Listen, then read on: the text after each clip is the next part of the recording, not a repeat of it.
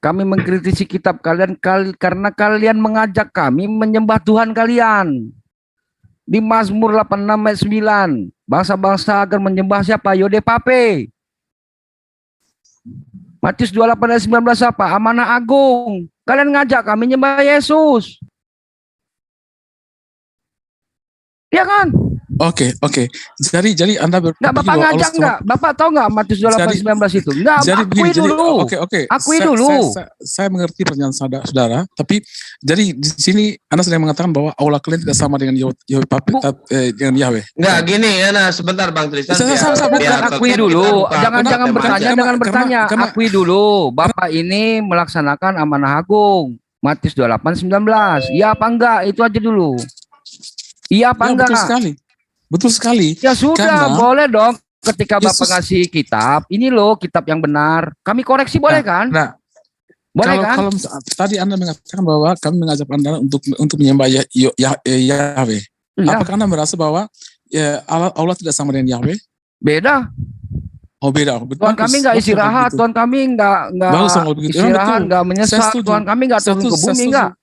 Saya setuju, emang Tuhan kita beda. Ya sudah. Tuhan kita beda. Ya sudah, jangan ngajak-ngajak kami nyembah kepada Tuhan yang naik ke ya. Tuhan kita memang beda. Maghrib aja dulu, jangan ngelayani orang ini. Saya tahu ini orangnya agak aneh. Tuhan kita memang beda. Biar di ini sama yang lain dulu. Nabi-nabinya juga beda. Intinya Bapak pernah baca 1 Korintus 11 ayat 26 nggak? Kalau sudah mengakui ya bahwa Tuhan kita berbeda. Di Roma 1 ayat 20 Tuhan itu kekal. Di 1 Korintus 11 ayat 26 memberitakan kematian Tuhan. Jadi Tuhan itu mati. Hanya Kristen yang mengajarkan Tuhan itu mati. Tuhan kami memang kekal. Pak, kematian Tuhan, Pak. Sebentar baru ini. Saya nggak suka di mute. Kalau bicara jangan begini, nggak suka. Jadi kalau saya lebih nggak suka Tuhan itu mati sebagai manusianya. Kemanusiaan itu yang mati. Tetap mati, Pak, karena Yesus bagian dari Tuhan, kata Kristen itu. Tuhan menjadi manusia yang kemudian mati itu untuk penebusan dosa manusia. Bukan ini nih, kami nggak boleh mengkritisi isi kitab gimana. Orang kalian ngajak kami nyembah Yesus kok.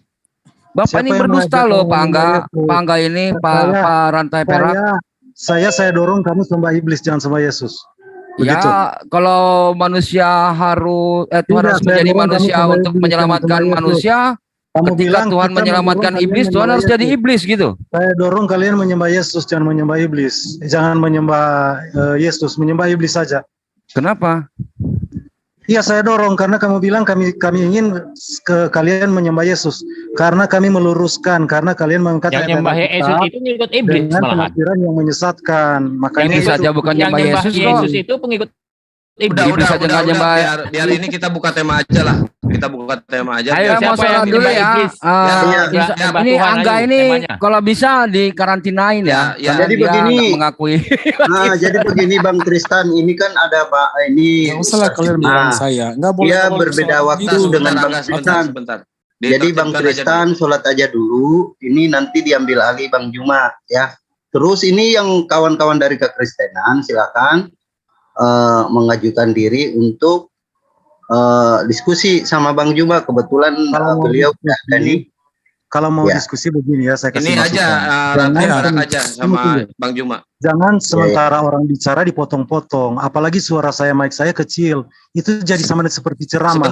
Sebentar Bang Rantai Perak. Saya nggak terlalu senang dengan semua karena semua ini. Sebentar, tolong Bang Hamba di mute aja permanen semua dulu. Ya, nanti kita pakai timer Pak. Kalau untuk alasan di mute nanti kita pakai timer. Ya. Makanya mute permanen aja biar nggak berisik. Soalnya kan nanti Ustadz Juma sama Rantai Perak nanti yang diskusinya. Iya. Silakan Rantai Perak mau tema apa diajukan ke Ustadz Juma.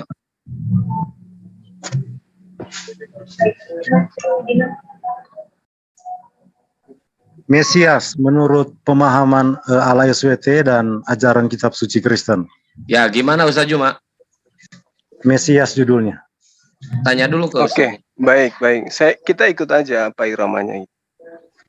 Namanya tuan rumah harus menyiapkan menu untuk tamu. Betul, setuju sekali. Iya. Sebentar, Angga, jangan ngomong dulu sebentar. Ini hatuha antara Ustaz Juma sama Rantai Perak. Yang bisa timer siapa? Tolong dibantu. Boleh nge-live-in ya? Boleh. Silakan. Nanti saya yang timer.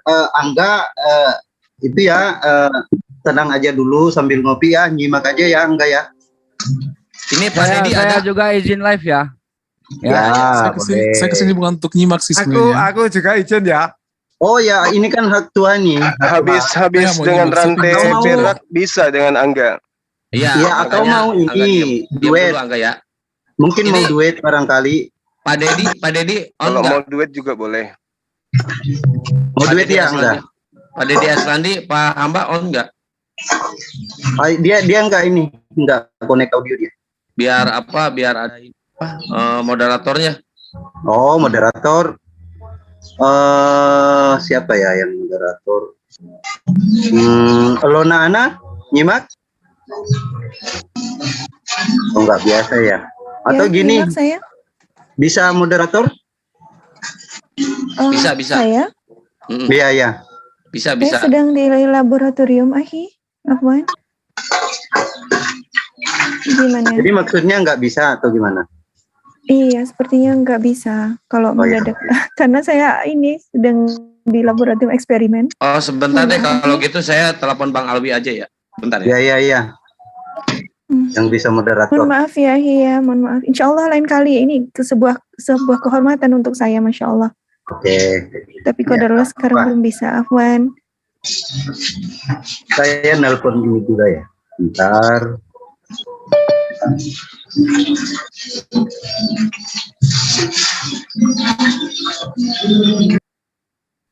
Untuk Pak Angga, kebetulan ini Bang Juma cuma sendiri. Nanti kalau ada yang ini mau duet ya boleh.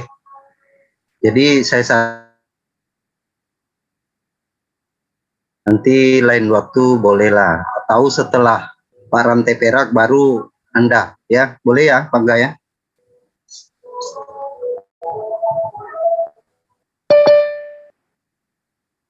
Nggak apa-apa ya. Saya nyimak aja. Iya, nyimak aja dulu Bang. Nanti setelah Pak Rantai Perak kalau punya waktu silakan boleh diskusi ya. Kalau boleh dipikir-pikir aja dulu mau angkat tema apa ya.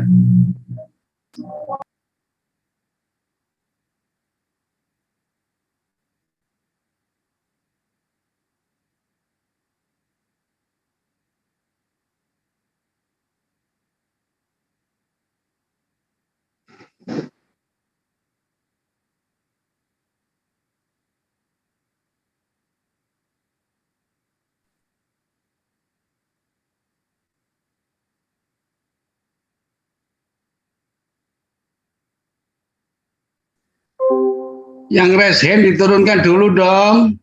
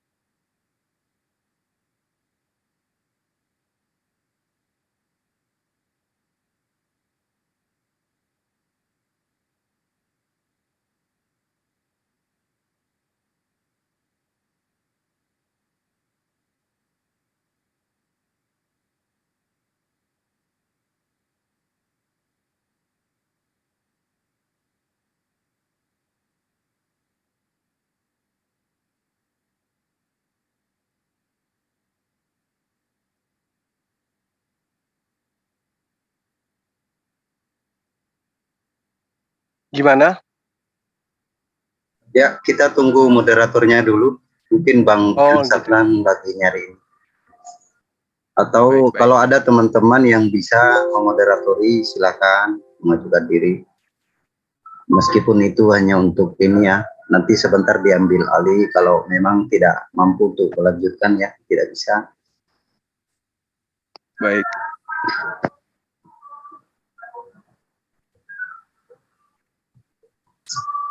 Ya ini Bang Deddy kebetulan jauh dari berangkat ini kayak dia nggak connect audio dia.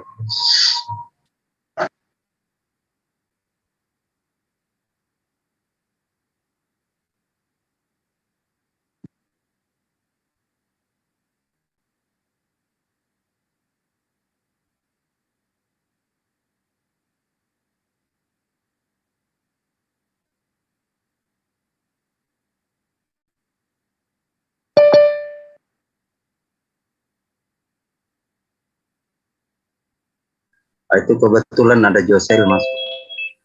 Biar dia aja dulu. Assalamualaikum, Ukti Joseph. Waalaikumsalam warahmatullahi wabarakatuh. Assalamualaikum semuanya. Ini kebetulan kita ini butuh moderator untuk memoderatori diskusi antara Gurunda Juma sama Pak Rantai Perak. Rantai Perak, oke, insya Allah. Iya, ya. Oke. Silakan di ini ya. Sekarang kan? Iya, masa besok sih? Sekarang. Saya pikir lusa. Oke. Mana Pak Rantai Peraknya mana? Yang mana namanya? Ya dipanggil, konfirmasi dulu Pak Rantai Perak, Holy Ghost ya? Holy Ghost. Ya, ada. Lagi masak ini. Oh, Pak Rantai Perak, oke. Ya, sedang masak. Selamat malam, oke. Assalamualaikum warahmatullahi wabarakatuh untuk semuanya. Semoga dalam keadaan sehat walafiat, selalu dalam lindungan. Temanya apa tadi? Temanya apa? Mesias. Oh, Mesias, oke. Mesias atau Almasi ya? Almasi atau Mesias sama. Oke. Semoga semuanya dalam keadaan sehat ya. Untuk malam ini ada diskusi Bang Zuma dan Bapak Rantai Perak. Semoga diskusi ini bisa menjadi teladan untuk kita benar-benar memahami tentang keislaman yang benar, dan juga kita akan lebih memperkuat iman kita ya, saudara-saudara semuanya. Untuk Muslim kita diwakili Bang Zuma, dan dari saudara Nasrani diwakili oleh Bapak Rantai Perak. Semoga diskusi ini bisa berjalan dengan bagus dan juga edukatif ya. Saya harap bisa tertib untuk semuanya. Oke. Dan mungkin bisa dimulai open statement dari Bang Zuma. Diatur dulu masalah waktunya karena ini diskusi dadakan. Oh, diskusi dadakan. Iya. Waktu, oke. Iya. Waktu untuk open statement 5 menit dan mungkin bisa kayak kemarin tuh bagus untuk kayak sistem TikTok, tapi setiap orang misalkan Muslim 40 menit, untuk Kristen 40 menit, jadi waktunya dua-duanya seperti itu dipakai habis atau tidak habis, jadi dua-duanya TikTok dengan waktu yang hampir sama gitu. Bagaimana Bang? Kayaknya lebih enak kayak gitu, lebih nah ini masalah timernya, Ukti. Harus 2 kalau kayak gitu. Iya, timernya harus 2. Kayak kemarin itu. Bisa ya? Tapi tanyakan dulu dong ke narasumbernya gimana. Paham? Bang Zuma atau Bang Rantai Perak setuju atau tidak Muslim 40 menit, untuk Bang Rantai Perak 40 menit, yang bisa menggunakan waktu dengan baik adalah dua-duanya. Jadi tanya jawab antara waktu 40 menit itu. Jadi kalau waktunya habis tidak akan dapat untuk di akhir, jadi tidak akan dapat apapun, itu tergantung bagaimana Anda berdua ini menggunakan waktu dengan sebaik mungkin. Seperti itu ya. Kayak kemarin tuh bagus karena Ukti Josel. Iya. Itu yang ini apa disebut model papan catur ya, Uti? Model papan catur? Iya. Itu diskusinya. Oh ya, iya, jadi iya, ya masing-masing kan punya waktu yang sama, itu disebut model papan catur. Yang sudah diskusi langsung menghentikan timernya. Iya. Iya. Syukron. Jadi syukron. Syukron kasih. Jadi kalau misalkan waktu itu kita tidak dibatasi siapapun yang ngomong, tetapi waktunya cuma 40 menit tanya jawab sendiri. Jadi sistem TikTok tapi dengan waktu yang bisa diatur sendiri gitu. Oh gini Ukti Josel, untuk 40 menitnya tolong dibicarakan ke narasumber, itu mau 40 menit atau gimana gitu. Iya, bagaimana dengan Bang Zuma dan Bang Rantai Perak, setuju atau tidak dengan 40 menit waktunya atau terlalu panjang? Tapi menurut saya that is good enough. Mungkin mau ditambah malah. Oh, mau ditambah? Ya mungkin, siapa tahu nih. Nah, itu that is enough. Itu sudah 80 menit loh untuk duanya. Atau atau berapa itu? Itu udah 80 menit. That is, itu sudah 1 jam lebih ya. Bagaimana untuk keduanya, setuju atau tidak? Silahkan. Begini ya masukan saya, pembahasannya jangan melebar, waktunya tidak terlalu panjang supaya lebih menarik kan. Karena percuma juga kalau waktu panjang, lalu pembicaranya melebar. Tetapi kalau di waktu seperti TikTok 5 menit atau 5 menit itu tidak akan dapat poinnya, tetapi dengan waktu 40 menit per satu orang digunakan berapapun waktunya, itu that is I think itu benar. Jadi begini Pak Rantai Perak, ketika Anda berbicara itu waktu Pak Rantai Perak itu jalan, tapi ketika Anda mengatakan silakan, waktu untuk Pak Rantai Perak saya matikan, terus yang dari Muslim dijalankan waktunya. Boleh saya bicara sedikit? Ngasih Boleh. masukan? Boleh.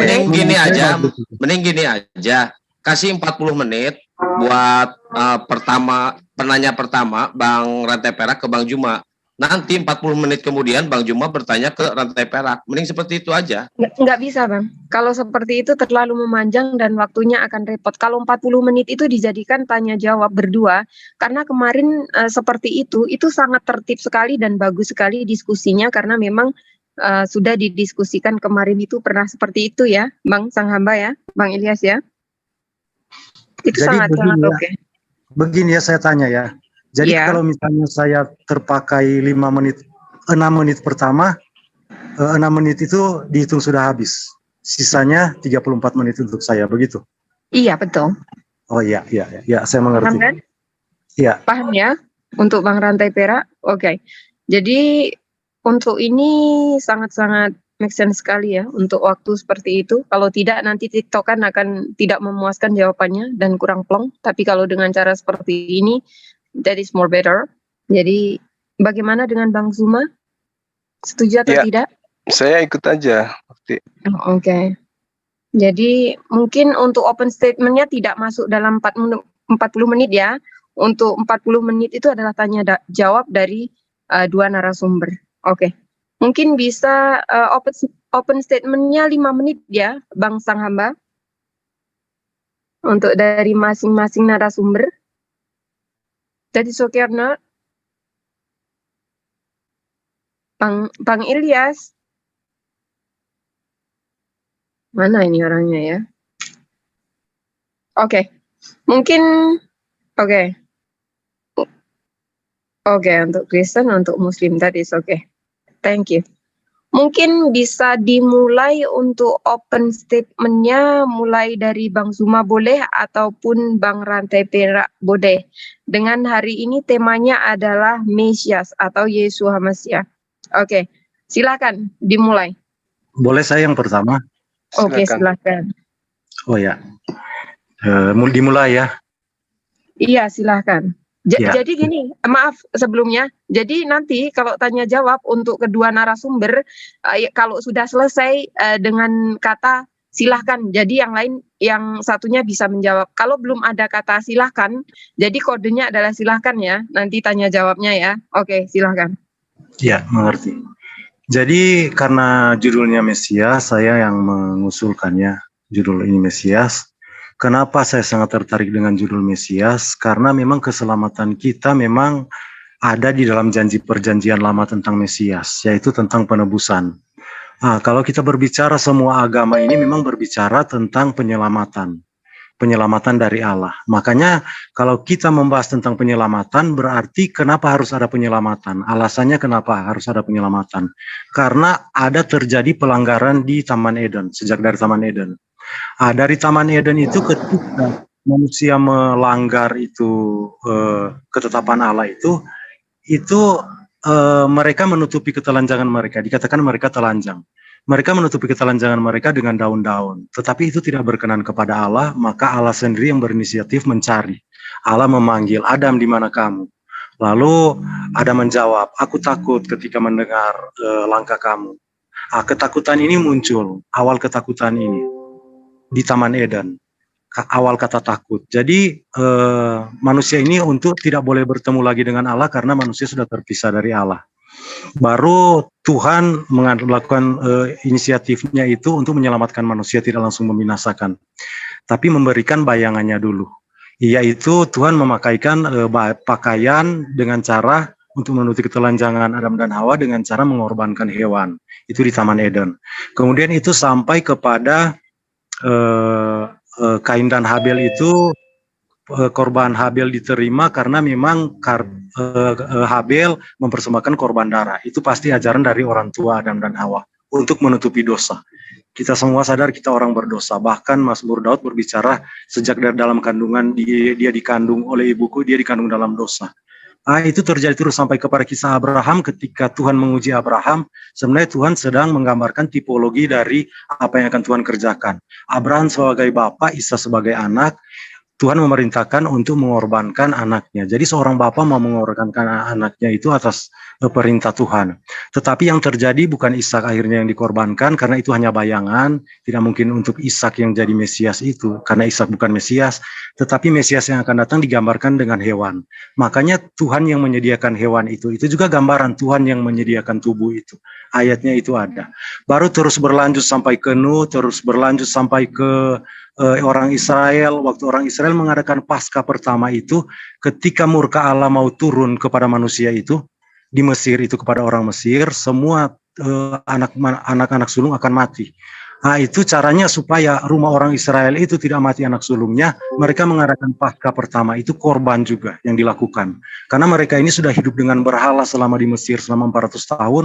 Baru itu mereka mengadakan Paskah itu secara satu bangsa, itu mereka mengadakan semua. Baru itu darah itu ditaruh di pintu itu, di tiang pintu, di kayu tiang pintu. Itu menggambarkan juga tentang korban Kristus. Kristus kan mati di kayu salib. Baru setelah Tuhan memerintahkan Musa untuk pergi membawa orang Israel ke padang gurun. Di padang gurun tujuannya apa itu? Untuk mempersembahkan korban juga. Di situ di padang gurun itu di Gunung Sinai Tuhan tunjukkan bagaimana cara membangun kemah suci itu. Kemah suci itu di mana itu terjadi ritual penyembah korban penyucian dosa itu untuk bangsa ini, atau setiap orang yang melakukan pelanggaran secara pribadi itu dilakukan disucikan terus dengan darah. Itu terus berlangsung itu sampai semua nabi berbicara tentang Sang Mesias yang akan datang. Itu gambaran tentang semua penyelamatan itu, penyucian dosa itu. Akhirnya sampailah kepada di abad pertama itu digenapi. Ketika itu digenapi, orang Israel yang sebagian banyak yang tidak mau menerima, tapi banyak juga yang menerima. Karena itu Tuhan Allah menghancurkan bait Allah. Kemah suci yang dulu itu sudah dibangun bait Allah oleh Salomo, dihancurkan oleh itu di abad pertama. Sampai sekarang 20 abad orang Israel itu tidak bisa melakukan penyucian dosa lagi. Kenapa? Karena memang itu sudah dilakukan oleh Yesus Kristus. Makanya itu semua yang terjadi kepada Yesus Kristus, tujuan dia datang ke dunia mengambil rupa manusia karena dia harus menjadi imam besar dengan cara membawa darahnya sendiri ke bait Allah. Itu darahnya sendiri yang dibawa satu kali untuk selamanya, dan dia sekarang berdiri duduk di sebelah kanan Allah Bapa itu sebagai imam besar agung. Jadi satu-satunya pengantara Allah dan manusia itu hanya Tuhan Yesus Kristus. Itu pekerjaan Tuhan Yesus duduk di sebelah kanan. Itu gunanya Allah menambahkan natur manusia kepada natur ilahinya. Makanya Tuhan Yesus itu dua natur. Karena itu untuk kasihnya untuk menyelamatkan. Yohanes 3:16 berbicara, karena begitu besar kasih Allah akan dunia ini sehingga dia mengaruniakan anak yang tunggal supaya setiap orang yang percaya kepadanya tidak binasa melainkan beroleh hidup yang kekal. Tuhan Yesus berkata, jika engkau tidak percaya kepadaku, engkau akan mati dalam dosamu. Jadi dosa kita akan kita tanggung sendiri kalau kita tidak mau percaya bahwa kita tidak mau mengambil bagian di dalam kematian Kristus, di mana dosa kita sudah ditanggungkan, beriman kepada itu. Mungkin begitu teman-teman. Terima kasih. Oke. Pas waktunya habis mungkin. Oke, silakan Bang Suma. Wait a few minutes, sebentar. Oke, thank you. Oke, silakan Bang Suma. Start now. Baik, bismillahirrahmanirrahim. Assalamualaikum warahmatullahi wabarakatuh. Damai sejahtera untuk kita semua. Puji syukur kita panjatkan kehadirat Allah Subhanahu wa taala yang dengan keagungan dan kekuasaannya kemudian menyelamatkan umat manusia dengan cara mengutus nabi-nabi dan rasul yang disertai dengan buku pedoman sebagai petunjuk dalam kehidupan umat manusia, dan juga salawat kepada junjungan kita Rasulullah Muhammad SAW sebagai nabi, sebagai penutup para nabi, khatam nabiyin yang kembali diutus oleh Allah untuk meluruskan segala ajaran para nabi yang kemudian dibelokkan oleh orang-orang terdahulu. Nah, tema kita pada malam hari ini adalah terkait dengan apa yang disebut Al-Masih, yang kemudian teman-teman Kristen sebut dengan Mesias, atau dalam bahasa Yunani disebut dengan Kristus. Jadi Al-Masih itu sendiri berasal dari kata masah hayam suhu masyahan, yang artinya adalah menghapus atau pergi atau mengusap. Jadi kemudian Al-Masih ini perlu dipahami juga memiliki ragam makna jika kemudian dikaitkan dengan kalimat-kalimat lainnya. Nah, yang perlu saya sampaikan di sini adalah Isa, Nabi Isa itu disebut Al-Masih atau Yesus disebut Kristus. Beliau adalah seorang manusia. Dia nabi, dia rasul yang terlahir dari kalangan bangsa Yahudi. Maka sudah pasti kemudian sebagai orang Yahudi yang terlahir sebagai orang Yahudi, dia menjalankan hukum Torah dan juga mengajarkan kepada Bani Israel atau orang Yahudi yang lain. Beliau ini adalah sosok manusia yang dilahirkan dari seorang wanita yang termasyhur, ya, yang terjaga kesuciannya. Jadi dia itu tidak pernah tersentuh oleh seorang laki-laki pun, apalagi sampai bertunangan. Nah, dia adalah wanita suci, lalu kemudian melahirkan laki-laki suci, manusia suci. Nah, kemudian kedatangannya itu diutus oleh Allah, diutus oleh pencipta langit dan bumi kepada bangsa Israel saja. Untuk apa? Untuk mengembalikan ajaran Taurat yang dibawa oleh Nabi Musa yang telah dipelintir dan disalahgunakan oleh orang-orang Yahudi pada masa itu. Jadi menurut Al-Quran, Isa Al-Masih adalah utusan Allah yang datang kepada bangsa Israel untuk menggenapi firman Allah Subhanahu wa taala yang di dalam kitab Torah dan juga yang ada di dalam Injil yang dibawa oleh Yesus itu sendiri atau Nabi Isa itu sendiri. Nah, dalam perjalanan dakwahnya kemudian beliau mengembalikan ajaran Torah yang sebenarnya. Dalam proses pengembalian ini tentu banyak hambatan yang datang daripada imam-imam yang ada di Bait Suci.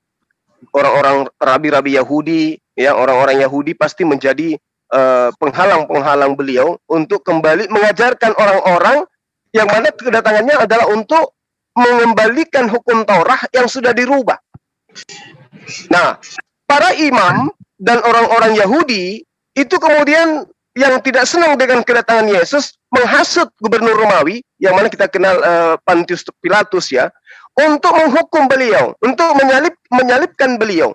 Namun dengan kebesaran Allah, ya, mereka orang-orang yang ada pada masa itu mengira yang mereka salibkan, yang mereka bunuh itu adalah Isa alaihissalam atau Isa Al-Masih.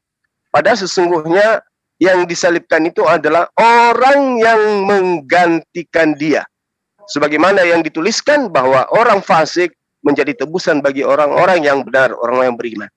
Nah, memang ini cerita akan berbalik, ya, berbalik 360 derajat kalau kita kaitkan dengan imannya teman-teman Kristen. Iman Kristen, Al-Masih itu adalah Tuhan itu sendiri, padahal tidak ada satupun data bahwa Tuhan itu pernah merubah diri, pernah membentuk dirinya dalam rupa makhluk. Dan tidak ada data bahwa Tuhan itu datang dan pencipta langit dan bumi itu pernah merasakan kematian. Hanya ada di dalam ajaran Kristen yang kemudian tugas daripada Al-Masih itu lebih dulu untuk mengatakan kepada Bani Israel, waspadalah, waspadalah kepada ahli Taurat, waspadalah kepada orang Farisi, waspadalah kepada orang munafik, agar engkau jangan disesatkan. Karena akan banyak ajaran-ajaran yang mengatasnamakan Yesus, tapi sesungguhnya itu bukan dari Yesus. Banyak ajaran yang asalnya dari Tuhan, yang asalnya dari manusia, tapi kemudian dianggap itu dari Tuhan. Oke, waktu habis Bang Zuma. Oke, sekarang ditata waktunya dulu ya. Untuk kedua narasumber masing-masing memiliki waktu 40 menit dan kemudian akan diakhiri ketika Muslim menjawab.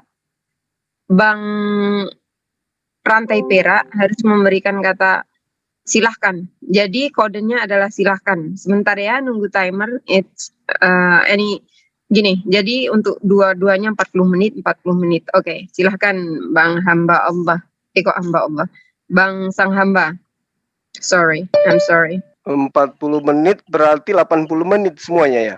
Betul, iya. 80 menit itu berapa jam? 1 jam 20 menit. Oke, sip. Oke. Bukan 12 jam kan dalam sehari? 24 jam. Kalau 24 kurang jam. 48 jam. Kirain 12 jam. Iya.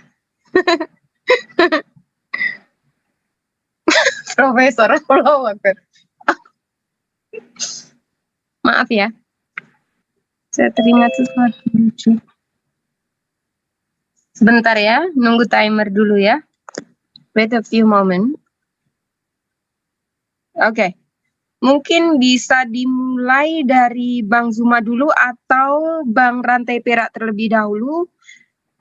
Sistemnya seperti ini, apabila Bang Rantai Perak memulai dahulu, Bang Rantai Perak waktunya akan berjalan. Tetapi ketika Bang Rantai Perak bilang silahkan, jadi waktunya akan berhenti secara otomatis dan akan Bang Zuma yang berjalan. Begitupun sebaliknya. Oke, silahkan dimulai oleh siapapun. Boleh, silahkan. Bang Rantai Perak, are you stay here? Oh ya, ada hadir. Oke, silahkan. Anda memulai terlebih dahulu atau Anda menjawab terlebih dahulu? Ya, saya memulai sekaligus menjawab pembukaan tadi Bang Zuma karena saya lihat situ sudah ada pernyataannya. Oke, that is okay. Apapun itu, that is okay. That is your choice. Jadi untuk saat ini, kalau silahkan dimulai apabila Anda ingin menjawab dan bertanya. Oke, silahkan. Oke. Di sini ya, saya dimulai ya. Saya mau menjelaskan tentang bentar. Waktunya Bang Sang Hamba. Oke, silahkan. Ya, sekarang saya mau menjelaskan tentang kekeliruan Bang Zuma ya, tentang Mesias itu hanya untuk Bani Israel, baru tentang menyempurnakan hukum Taurat ya. Karena apa? Maaf Bang Sang Hamba, silakan di holding dulu waktunya. Saya akan memberitahukan kepada kedua narasumber tidak boleh menyerang pribadi atau apapun ya, tidak boleh seperti itu. Jadi tidak boleh misalkan nih Bang paham kan, tidak boleh menyerang pribadi untuk Bang Rantai Perak. Jadi don't be using the Bang Zuma name. Jadi langsung aja dijawab. Oke, silahkan. Oh ya, saya mau menanggapi ya. Mulai lagi. Thank you. Sebenarnya saya bukan menyerang pribadi ya, karena saya mau menjelaskan penjelasan yang sebenarnya ya. Jadi ya lanjutkan ya, waktu dijalankan lagi, moderator.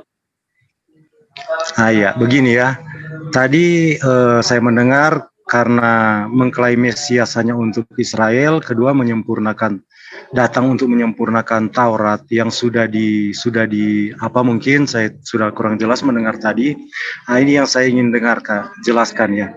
Sebenarnya Allah itu kan bukan hanya, walaupun Allah menamakan diri Allah Abraham, Ishak dan Yakub, tetapi Allah itu bukan hanya khusus untuk menyelamatkan orang Israel. Jadi dia Allah seluruh dunia. Cuman waktu dia mengambil rupa manusia, dia datang itu memang awalnya untuk Israel. Karena jelas juga makanya Allah menyebut dirinya akulah Allah Abraham, Ishak dan Yakub. Kenapa tidak Allah katakan akulah Allah Ismail, Allah Ishak, Allah Yakub? Ismail itu dikesampingkan kenapa? Karena memang garis keturunan yang dijanjikan untuk menjadi berkat bagi bangsa-bangsa kepada Abraham itu, keturunan perempuan yang dijanjikan kepada Adam dan Hawa sejak dari Taman Eden itu yang terpilih akhirnya Abraham yang terpanggil. Makanya kita semua kepada Bapak Abraham semua ya, baik Islam, Yahudi, Kristen, Islam. Dan di situ sangat jelas juga gambarannya ketika Tuhan berkata, akulah Allah Abraham, Ishak dan Yakub, Allah nenek moyangmu. Aku telah menyatakan diri sebagai Allah, tetapi dengan namaku aku belum menyatakannya.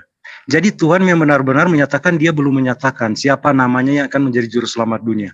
Sekarang yang kita ketahui di dalam Kristen, dialah itu Sang Mesias, yaitu Yesus Kristus. Jadi kalau bicara soal tentang penyelamatan, tentang Sang Mesias yang dikerjakan oleh Sang Mesias, Mesias hanya datang bukan untuk menyelamatkan orang Israel. Memang orang Israel, umat pilihan Allah khususnya. Tetapi memang rencana Allah untuk menyelamatkan seluruh dunia. Makanya ketika Yohanes melihat Tuhan Yesus, Yohanes berkata, inilah anak domba Allah yang menghapus dosa dunia. Jadi jelas itu untuk seluruh dunia tentang Mesias.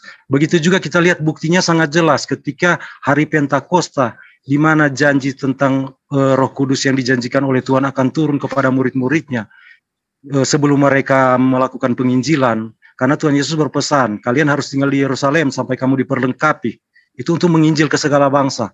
Nah, di situ ketika diturun itu pas di hari Pentakosta itu, orang Israel dari seluruh bangsa-bangsa seluruh dunia berkumpul di situ. Dan orang Israel yang dari bangsa-bangsa itu sudah dengan berbagai macam bahasa, bahkan ada sampai bahasa Arab. Jadi sejak dari abad pertama itu kekristenan memang sudah ada di Arab, dibawa oleh orang Yahudi ke Arab. Nah, itu terjadi kenapa? Untuk seluruh dunia, bukan hanya untuk Israel. Waktu pencurahan Roh Kudus itu di Kisah Para Rasul 2 itu, orang-orang yang dipenuhi oleh Roh Kudus itu berbicara dengan segala macam bahasa. Di situ kalau kita bisa baca ada belasan bahasa. Saya tidak bisa mengatakan dengan detail karena waktu juga saya perhemat. Tapi di situ berbicara sampai ke bahasa Arab. Itu bahasa seluruh dunia dibicarakan di situ. Itulah buktinya bahwa Mesias itu, penyelamatan yang dikerjakan oleh Mesias itu untuk seluruh dunia. Jadi bukan hanya untuk orang Israel.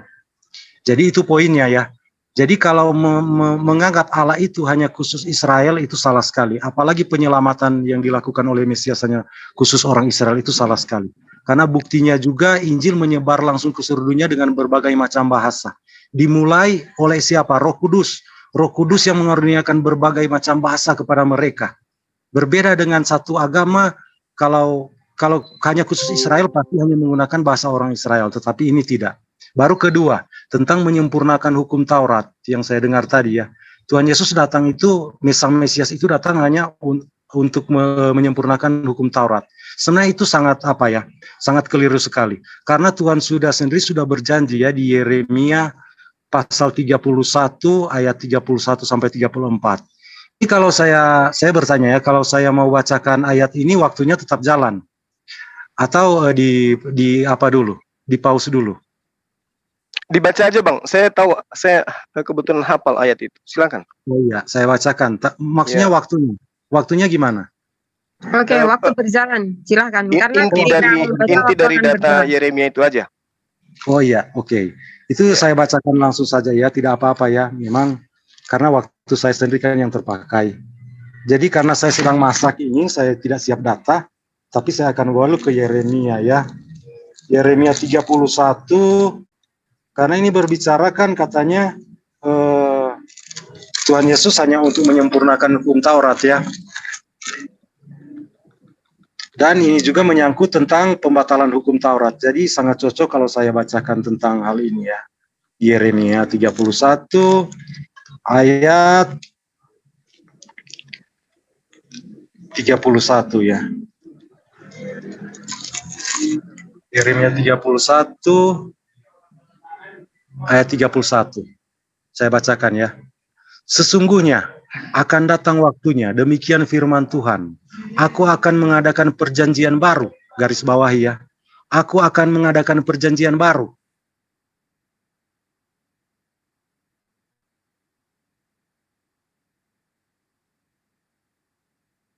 Gimana? Halo? Suara beliau ingkari. Meskipun aku menjadi Tuhan yang berkuasa atas mereka. Demikian firman Tuhan. Tetapi beginilah perjanjian yang akan kuadakan dengan kaum Israel sesudah waktu itu. Demikian firman Tuhan. Aku akan menaruh Tauratku dalam batin mereka dan menuliskan dalam hati mereka. Aku akan menjadi Allah mereka dan mereka akan menjadi umatku. Dan tidak usah lagi orang mengajar sesamanya. Atau mengajar saudaranya dengan mengatakan, kenallah Tuhan. Sebab mereka semua besar kecil akan mengenal aku. Demikian firman Tuhan, sebab aku akan mengampuni kesalahan mereka dan tidak lagi mengingat-ingat dosa mereka. Jadi di sini sangat jelas ya, Tuhan Yesus datang itu untuk memang memberikan Taurat yang baru, bukan seperti Taurat yang dikatakan Tuhan diberikan di Gunung Sinai ya.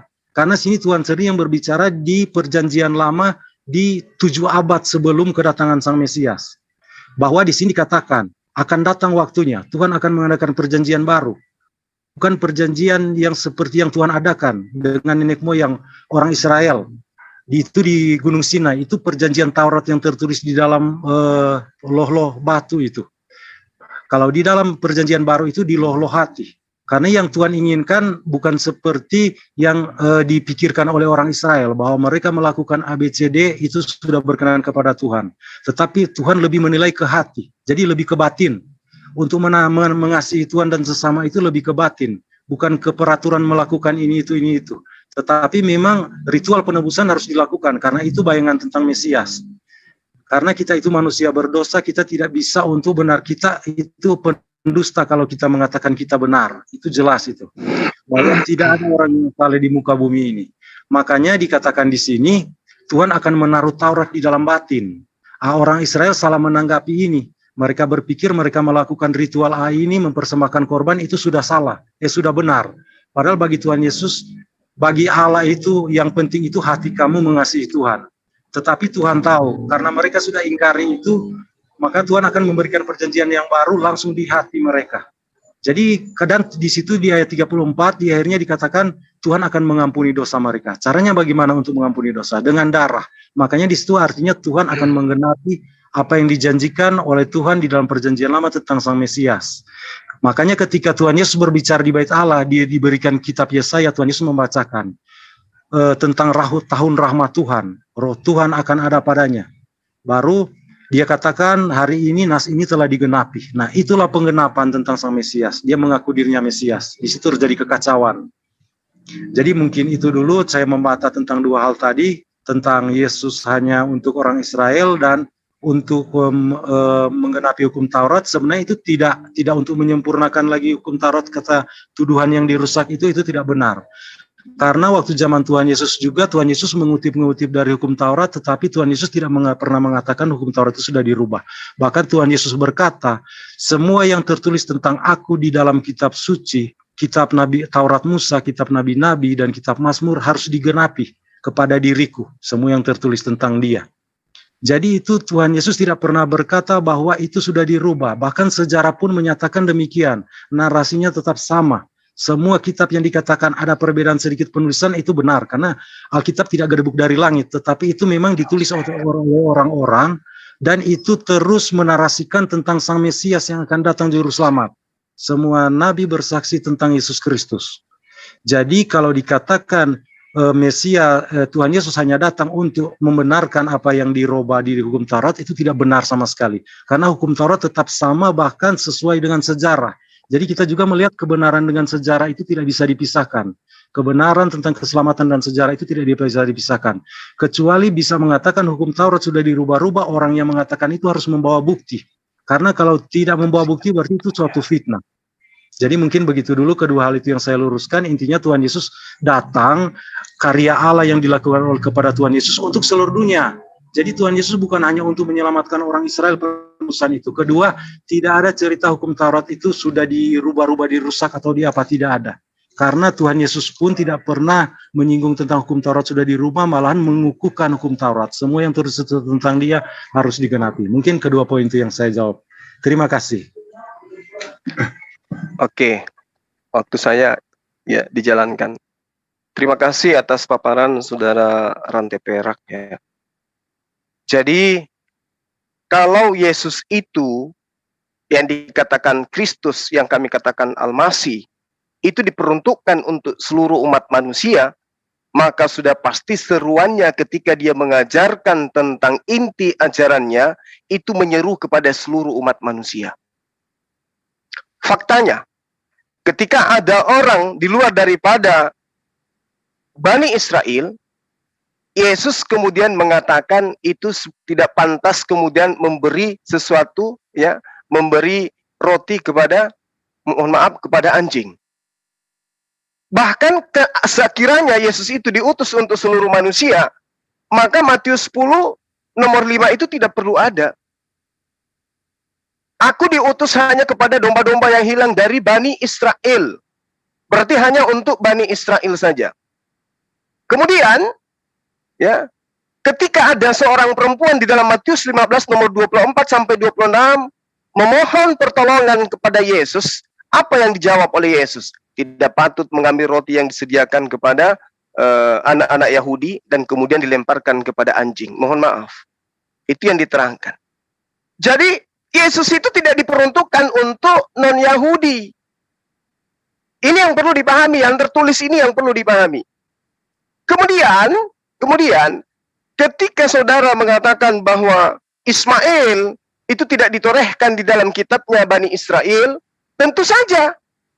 Karena memang mereka adalah umat pembangkang. Bagaimana mungkin kemudian orang yang sudah dijanjikan untuk diberi berkat dan diberi seorang daripadanya akan muncul keturunan yang menjadi raja yang mengambil kerajaan mereka, akan dituliskan di dalam kitab mereka? Nggak mungkin. Makanya perintahnya di dalam kitab mereka itu diterjemahannya, jangan kau menambahi, jangan kau mengurangi.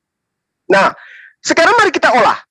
Di dalam Kejadian 17 nomor 20, Tuhan berkata kepada Abraham tentang Ismail, aku Tuhan telah mendengarkan permintaanmu. Tuhan mendengarkan permintaan Ismail. Makanya nama anaknya itu adalah Ismail. Kenapa dikatakan Yismael? Karena Yismael, karena Abraham doanya didengarkan. Dia diberi nama Ismail karena arti daripada Ismail itu adalah didengar oleh Allah, didengar oleh Tuhan. Makanya namanya adalah Ismail.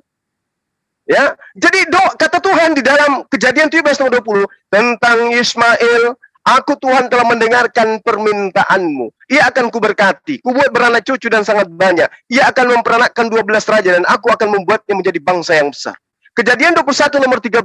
Tetapi keturunan dari hambamu itu juga akan kubuat menjadi suatu bangsa. Kenapa? Karena dia pun adalah anakmu. Lalu kenapa kemudian dihilangkan di dalam kitabnya Bani Israel? Kenapa? Karena nubuatan demi nubuatan demi nubuatan demi nubuatan itu tidak tertuju kepada mereka. Apa pembuktiannya? Coba buka Yeremia 36 nomor 30. Tentang Yoyakim, Tuhan berfirman, Tuhan membuat proklamasi, membuat suatu piagam penetapan. Tentang Yoyakim, tidak ada lagi keturunanmu yang akan duduk di atas tahta Daud.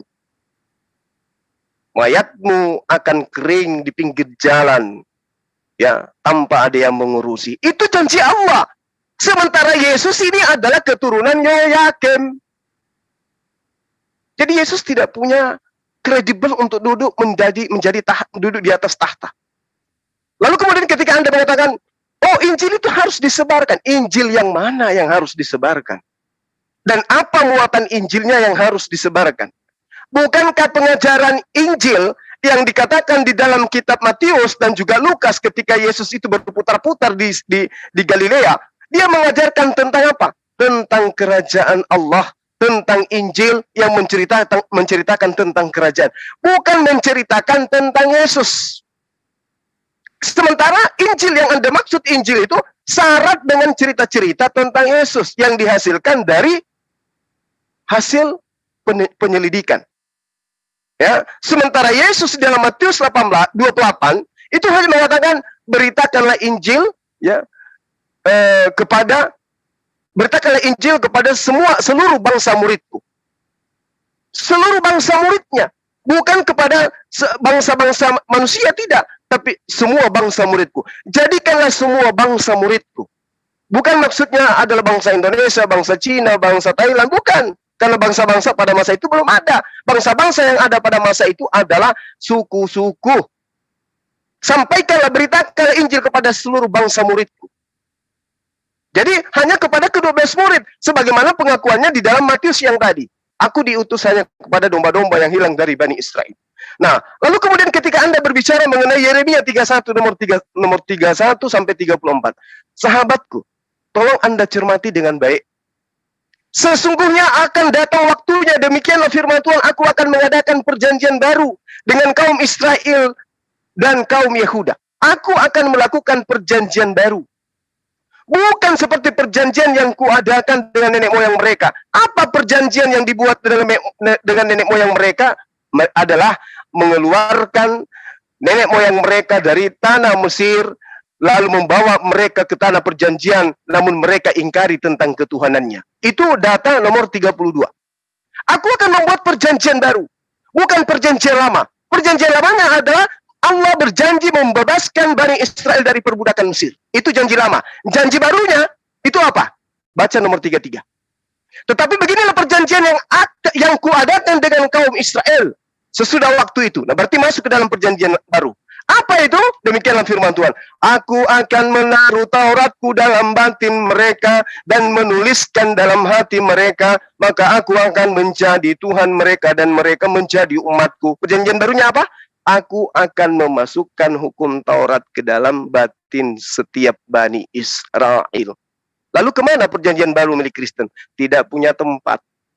Nah, apa buktinya? Baca nomor 34-nya. Dan tidak usah lagi orang mengajar sesamanya atau mengajar saudaranya dengan mengatakan, kenallah Tuhan.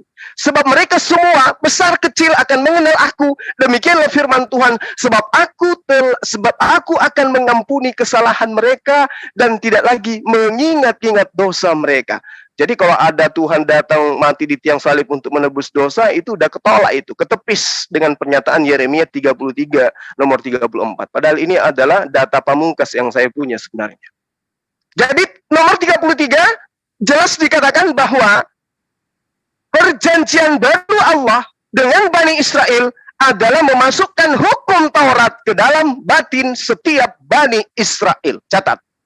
Untuk menepis perjanjian baru, Tuhan mengatakan, dengan dosanya mereka tidak lagi kuingat, aku akan mengampuni kesalahan mereka dan tidak mengingat-ingat lagi kesalahan mereka. Berarti yang datang lahir di rahim Maria itu menjadi Tuhan, kemudian mati di atas salib itu sia-sia. Ternyata Tuhan lebih dulu mengampuni dosa-dosa.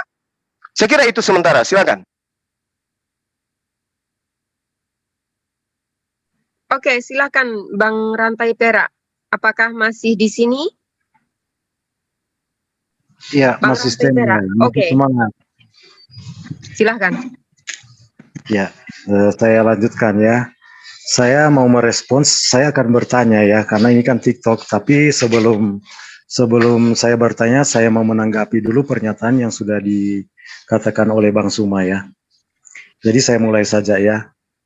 Tadi Bang Suma mengatakan Mesias hanya untuk Israel, sudah sangat jelas, sudah saya jelaskan, tetapi Bang Suma mengambil contoh tentang perempuan yang Tuhan Yesus katakan tidak layak melemparkan roti tidak layak roti yang disediakan Tuhan karena dilemparkan kepada anjing.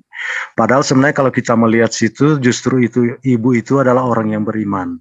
Makanya Tuhan Yesus menguji imannya, memuji imannya. Jadi itu juga sudah terbukti sebenarnya Tuhan Yesus itu untuk segala bangsa. Baru saya mau tanggapi tentang Yoyakim yang dikatakan tadi ya. Memang ada ayat Alkitab yang mengatakan keturunan dari Yoyakim tidak akan duduk sebagai raja di takhta Daud. Makanya Bang Suma mengambil itu. Sebenarnya ini karena belum tahu mungkin ya, boleh saya bilang ketidaktahuan, huruf besar semua ya. Karena apa? Memang berbicara tentang keturunan Yoyakim tidak akan duduk di kerajaan Daud. Itu berbicara tentang keturunan yang dituliskan, saya tahu itu ya di kitab Matius itu memang karena memang Tuhan Yesus kan sebenarnya Yusuf ini kan cuman anak ayah adopsi begitu ya. Karena Yesus itu kan bukan anak Yusuf kalau mau ikut, cuman secara hukum saja dia termasuk anak Yusuf. Karena kita semua tahu, semua kita baik dalam Islam di Kristen, Yesus itu mengandung dari Roh Kudus. Jadi Allah yang mengambil rupa manusia, seperti yang saya jelaskan tadi, menambahkan kodrat manusia ke kodrat ilahinya karena ada tujuannya. Untuk penyelamatan kita karena dia harus menjadi imam besar agung untuk selama-lamanya. Baru tentang kejadian tadi ya, kebetulan Bang Suma menyinggung tentang, saya tidak perlu membantah tentang Yeremia karena menurut saya penjelasan saya yang benar ya, karena itu kitab saya. Baru tentang yang dikatakan tadi tentang Bang Suma tentang Ismail, kita sudah jelas melihat di sini kalau kita baca Kejadian 17 ya, ayat 15, 16, 18, 22. Di sini dikatakan ayat 15, selanjutnya Allah berfirman kepada Abraham tentang istrimu Sarai, janganlah engkau menyebut dia Sarai, tetapi Sarah, itulah namanya. Aku akan memberkatinya dan daripadanya juga aku akan memberikan kepadamu seorang anak laki-laki. Bahkan aku akan memberkatinya sehingga ia menjadi ibu bangsa-bangsa. Raja-raja bangsa-bangsa akan lahir daripadanya. Jadi Sarai ini ya, kepada Sarai. Itu anak perjanjian. Makanya anak perjanjian itu bukan Ismail tetapi Ishak.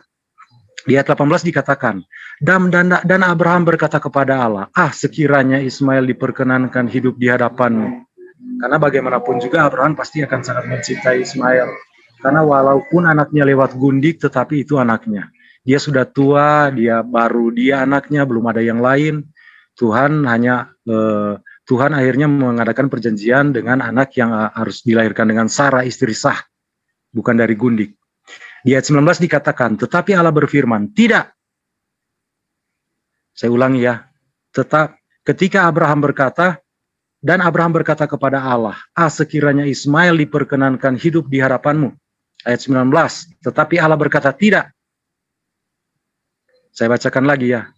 Sekiranya Ismail diperkenankan hidup di hadapanmu. Ayat 19.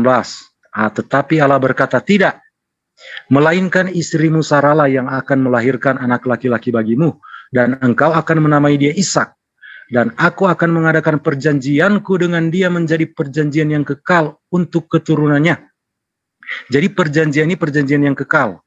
Untuk dari keturunan Ishak. Karena itulah alasannya saya bilang tadi, Allah menamakan dirinya dengan sebutan Allah Abraham, Ishak dan Yakub. Yakub itu Israel ya, kalau teman-teman yang belum tahu Yakub itu siapa? Israel itulah Yakub, nama yang diberikan Tuhan. Baru ayat 20, tentang Ismail, ini benar seperti Bang Suma katakan, tentang Ismail, aku telah mendengarkan permintaanmu, ia akan kuberkati, kubuat beranak cucu dan sangat banyak. Ia akan memperanakan 12 raja, dan aku akan membuatnya menjadi bangsa yang besar. Ayat 21, tetapi perjanjianku akan kuadakan dengan Ishak, yang akan dilahirkan Sarah bagimu tahun depan. Akan datang pada waktu seperti ini juga. Selesai berfirman demikian kepada Abraham, naiklah Allah meninggalkan Abraham. Jadi sangat jelas, Ishak ini adalah anak perjanjian. Makanya ketika Ishak itu dilahirkan dari orang yang tidak bersunat, Abraham belum bersunat. Makanya di sini perjanjian itu Tuhan ikat dengan Abraham itu harus disunat Abraham. Karena kenapa harus sunat? Kenapa harus burung Abraham? Maaf kalau saya menggunakan kata ini ya, karena ini memang fakta.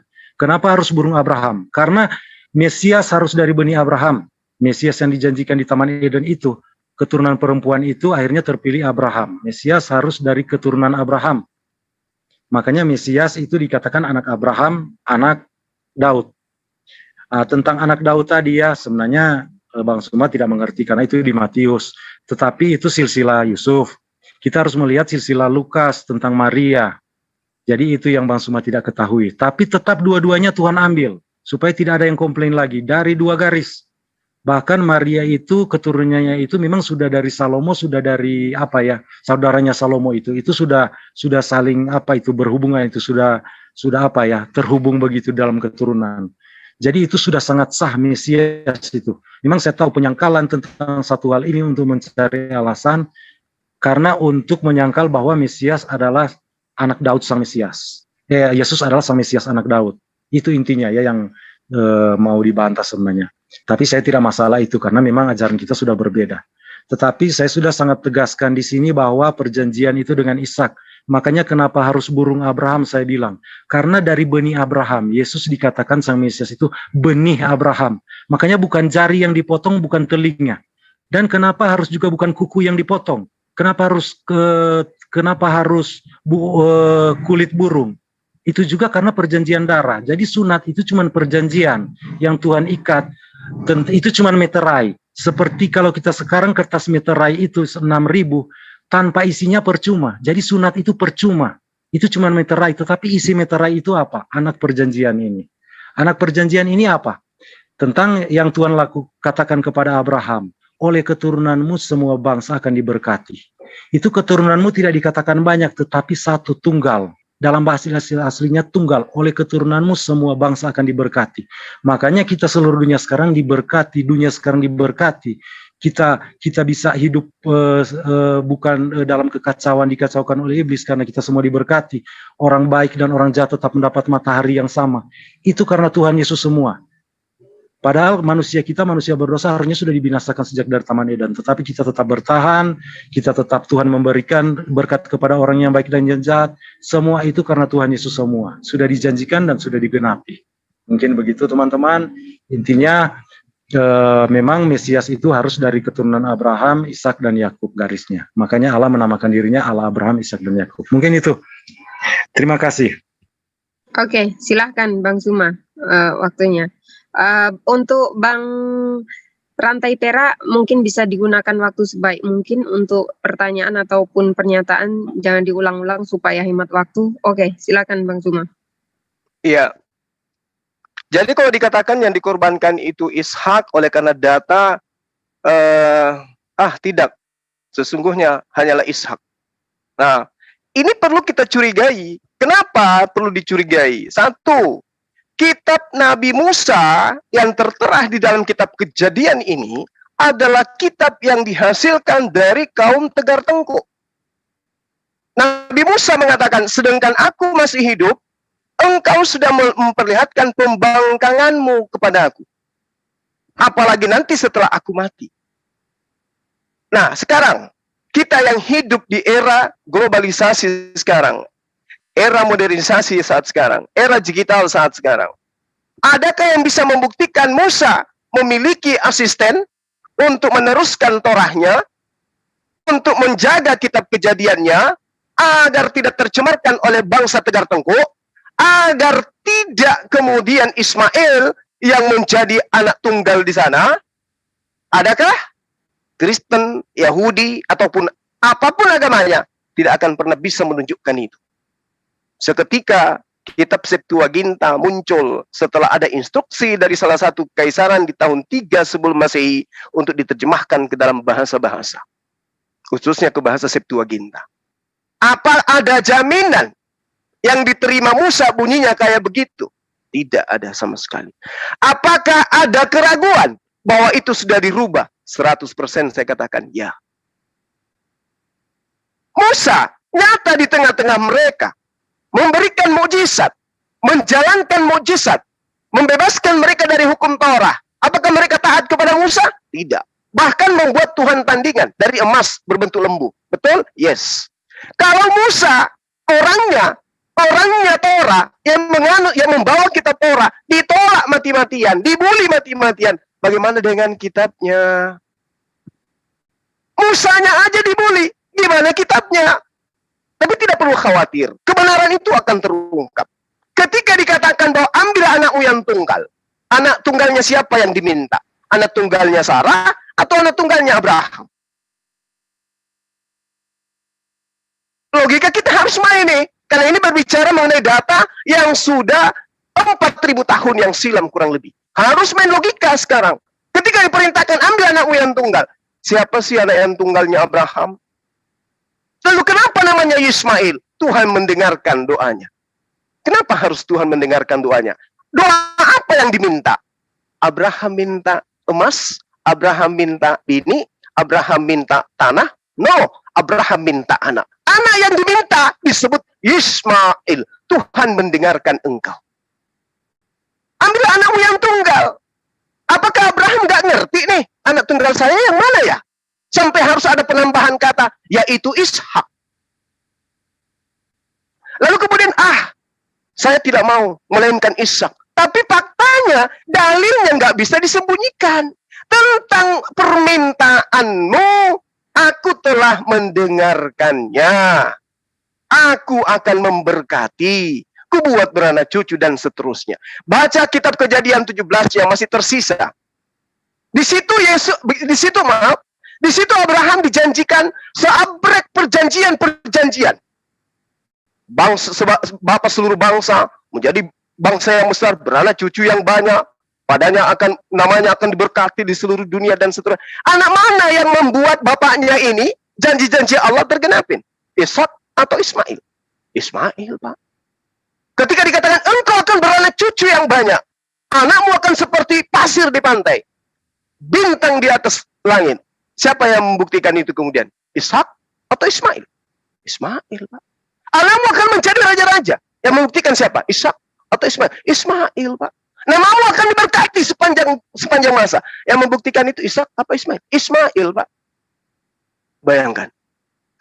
Lalu kemudian ketika dikatakan bahwa di dalam kitab Anda yang adalah Ishak, itu nggak nyambung. Kenapa?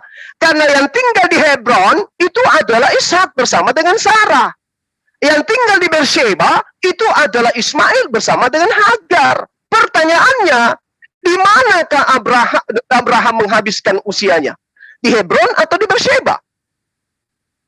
Di manakah Abraham dianggap sebagai seorang asing?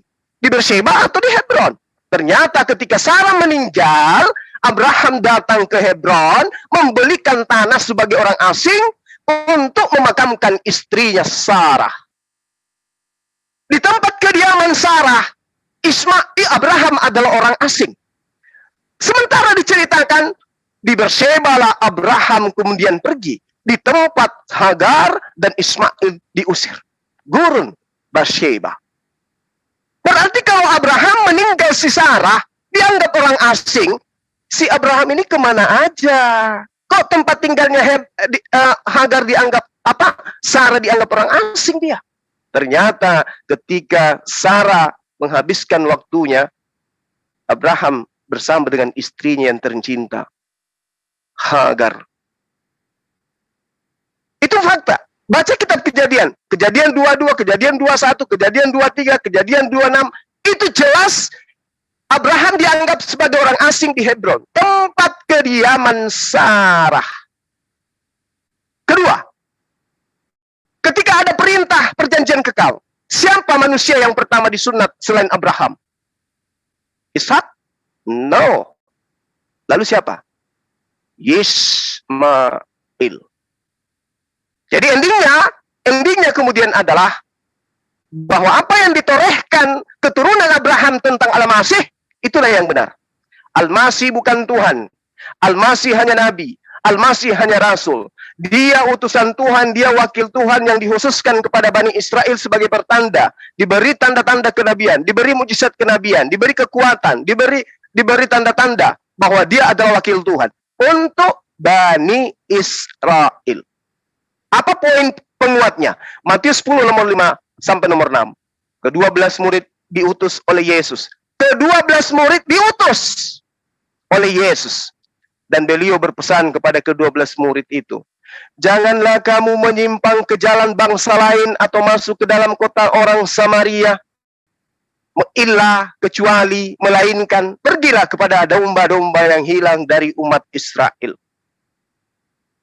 Yohanes 17 nomor 9 kata Yesus, aku berdoa untuk mereka Bani Israel, bukan untuk dunia aku berdoa, tetapi hanya untuk mereka. Kisah para Rasul 16 nomor 6, karena Roh Kudus mencegah mereka untuk memberitakan Injil ke Asia. Matius 2 nomor 2, dan bertanya-tanya, di manakah dia raja orang Yahudi yang baru dilahirkan itu? Matius 2 nomor 5 nomor 6, demikianlah ada tertulis dalam kitab Nabi, dan engkau Bethlehem tanah Yehuda, engkau sekali-kali bukanlah yang terkecil di antara mereka yang memerintah Yehuda, karena daripadamu lah akan bangkit seorang pemimpin yang akan menggembalakan umatku Israel. Dalil, data sudah ada, akurat pemberitaannya. Pengakuan Yesus, aku diutusannya kepada domba-domba yang hilang dari Bani Israel, sudah nyata di depan kita. Lalu kenapa diperuntukkan untuk semua manusia? Karena adanya dalil penambahan setelah adanya pengukuhan Yesus bahwa aku hanya untuk Bani Israel. Silakan Anda bantah.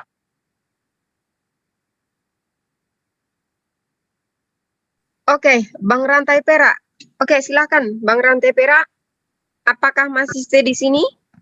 Masih tetap. Oke, silakan. Sambil kerja saya ya. Jadi saya ya, tapi saya tetap akan melanjutkan ya. Oke, silakan. Tapi saya sempat dengar semua tadi ya.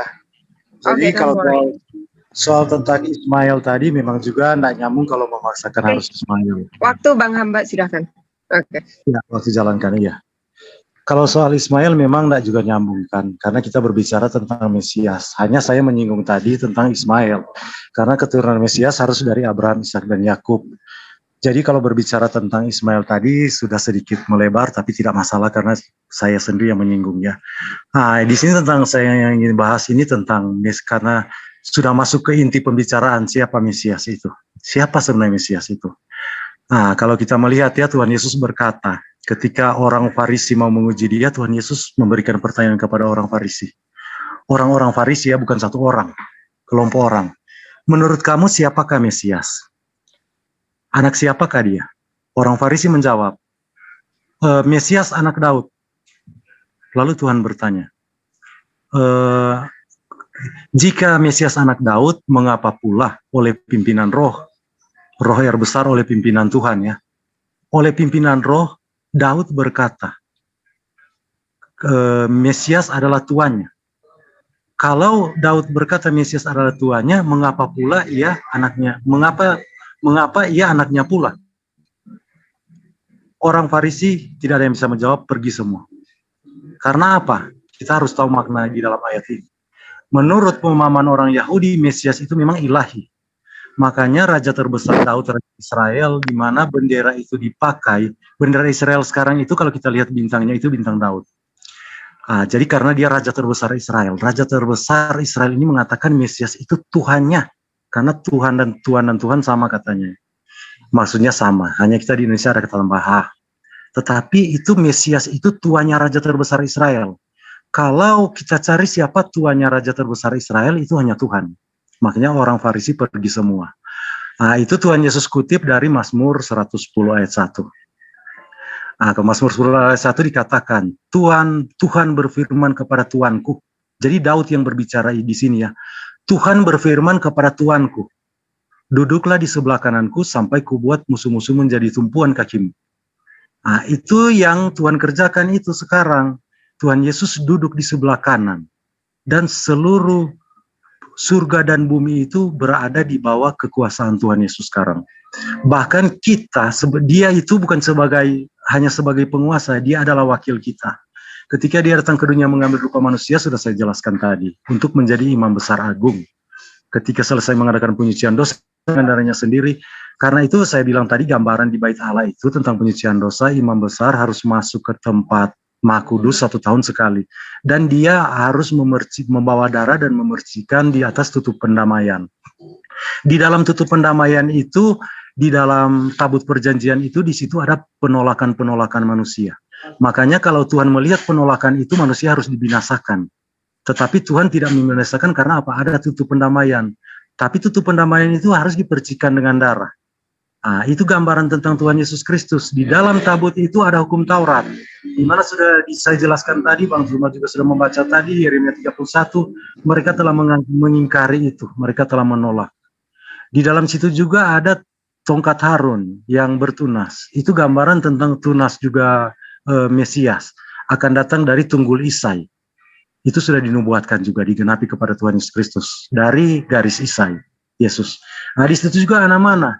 Di situ pemeliharaan Tuhan juga itu ditolak oleh orang Israel waktu di padang gurun. Tidak mau makan mana lagi, mereka teringat tentang makanan di Mesir.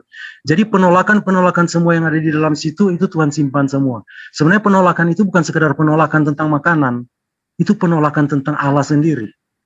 Karena dia menolak tentang hukum Taurat, menyangkal tentang hukum Taurat, mengingkari. Dia menolak tentang Yesus Kristus, dia menolak pemeliharaan Tuhan.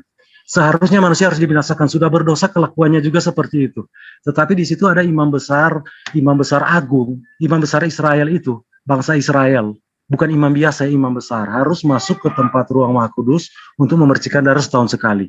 Ketika Tuhan Yesus mau mengambil alih itu, imam besar untuk selama-lamanya, itu dikatakan di mana Tuhan Yesus mengutip juga pasal tadi, di Mazmur 110 ayat 4. Di situ Yesus juga sebagai Raja Imam. Itu Tuhan Yesus datang ke dunia, itu yang akan dia lakukan, tetapi darahnya sendiri yang suci. Karena hanya darahnya sendiri yang bisa menghapus, menutupi dosa ya. Karena dosa kita kalau kita ditutupi, kita harus dimurkai. Bahkan sejak Adam dan Hawa dari Taman Eden harus dimurkai, harus dibinasakan.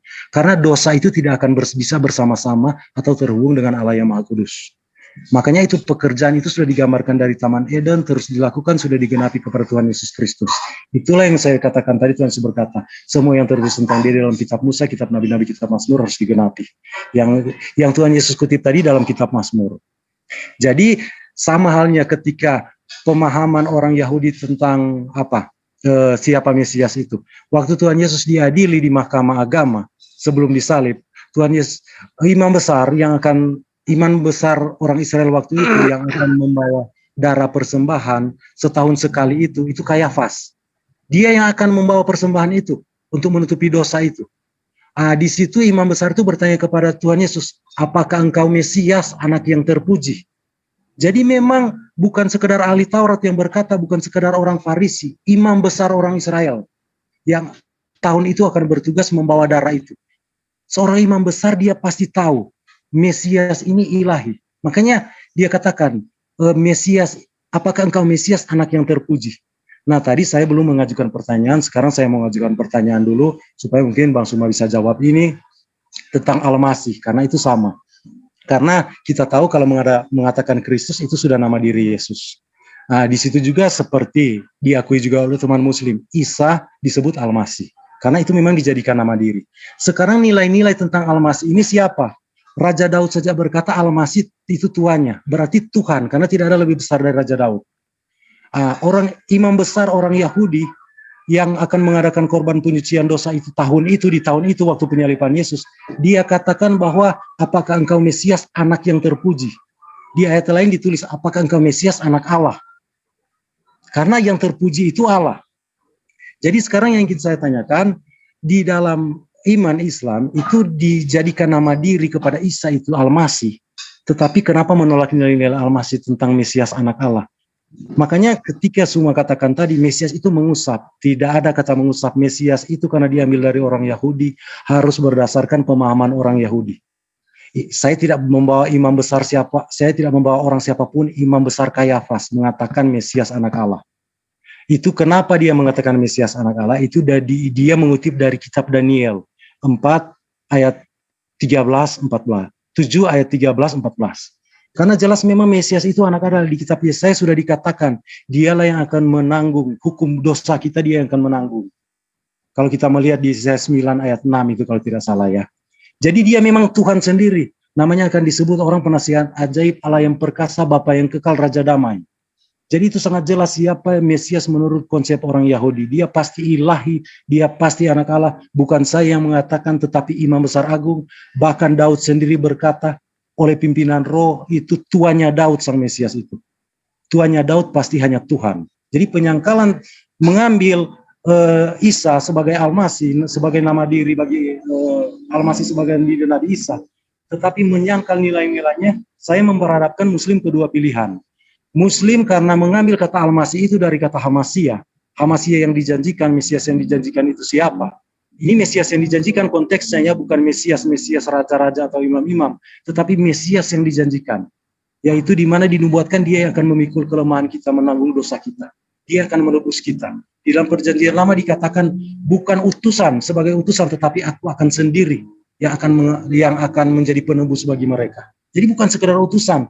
Tuhan itu sendiri yang akan menjadi penebus. Makanya Tuhan di dalam perjanjian lama dikatakan dirinya itu, dia mengatakan dia itu Allah penebus, tidak ada yang lain. Jadi itu memang penebusan itu memang sudah direncanakan, bahkan dijadikan nama diri Allah, Allah penebus. Jadi kalau yang bisa menebus itu sesuai juga dengan Mesias. Mesias dan pekerjaannya itu tidak bisa dipisahkan. Karena tidak mungkin satu orang bisa menanggung dosa banyak orang.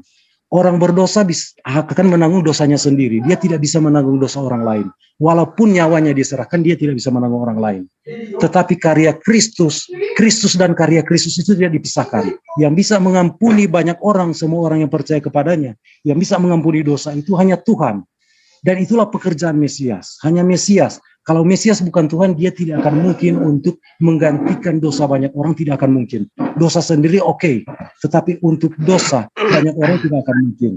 Apalagi orang itu kalau berdosa, istilahnya punya hutang, dia tidak akan mungkin membayar hutang orang lain. Kenapa Tuhan Yesus mampu membayar dosa orang lain? Karena dia benar-benar suci, tidak berbuat dosa. Dia adalah satu-satunya manusia tidak berdosa yang pernah ada di muka bumi sejak Adam dan Hawa jatuh dalam dosa. Makanya kalau dia satu-satunya manusia yang tidak berdosa, dia pasti ilahi. Dia pasti Allah. Sama pemahaman orang Yahudi, Imam besar Kayafas sama. Daud juga sama mengakui dia adalah Tuhan. Mungkin itu. Jadi kitab suci itu sudah sangat jelas. Mesias itu Tuhan, bukan sekedar manusia biasa. Mesias itu gelar Mesias ialah Allah menurut kitab suci Alkitab. Mesias itu adalah Allah. Dia pencipta, dia penebus, dia imam besar agung, dia raja di atas segala raja. Dia nabi betul, seperti yang diyakini teman muslim. Dia manusia betul, karena dia menambahkan natur manusia ke dalam tubuhnya. Karena tujuannya untuk menjadi wakil kita sebagai imam besar agung. Seperti yang saya katakan di kitab Mazmur 110 tadi.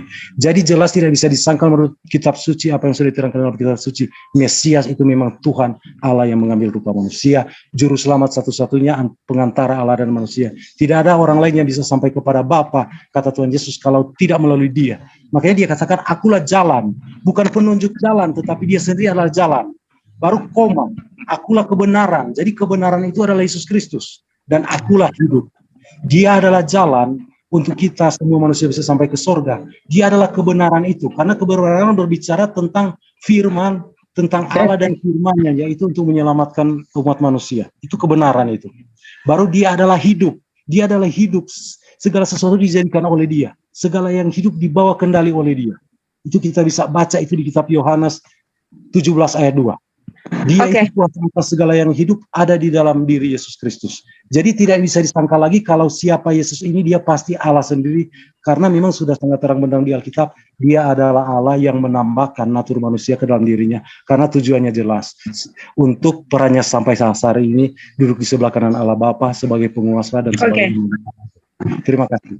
Oke, untuk Bang, silakan ditutup timernya untuk Bang Rantai, karena menurut saya dari tadi Bang Rantai Perak ini tidak menggunakan waktunya dengan baik karena muter-muter di situ bolak-balik. Saya harap dengan waktu yang tersisa 10 menit Abang Rantai Perak bisa menggunakan sebaik mungkin, karena waktu tidak akan bisa diulang karena Anda sendiri menggunakan waktunya dengan muter-muter di situ saja. Oke, silakan Bang Zuma ditanggapi. Ya, baik. Jadi diterangkan di dalam kitabnya Bani Israel, Yesaya 63 nomor 9.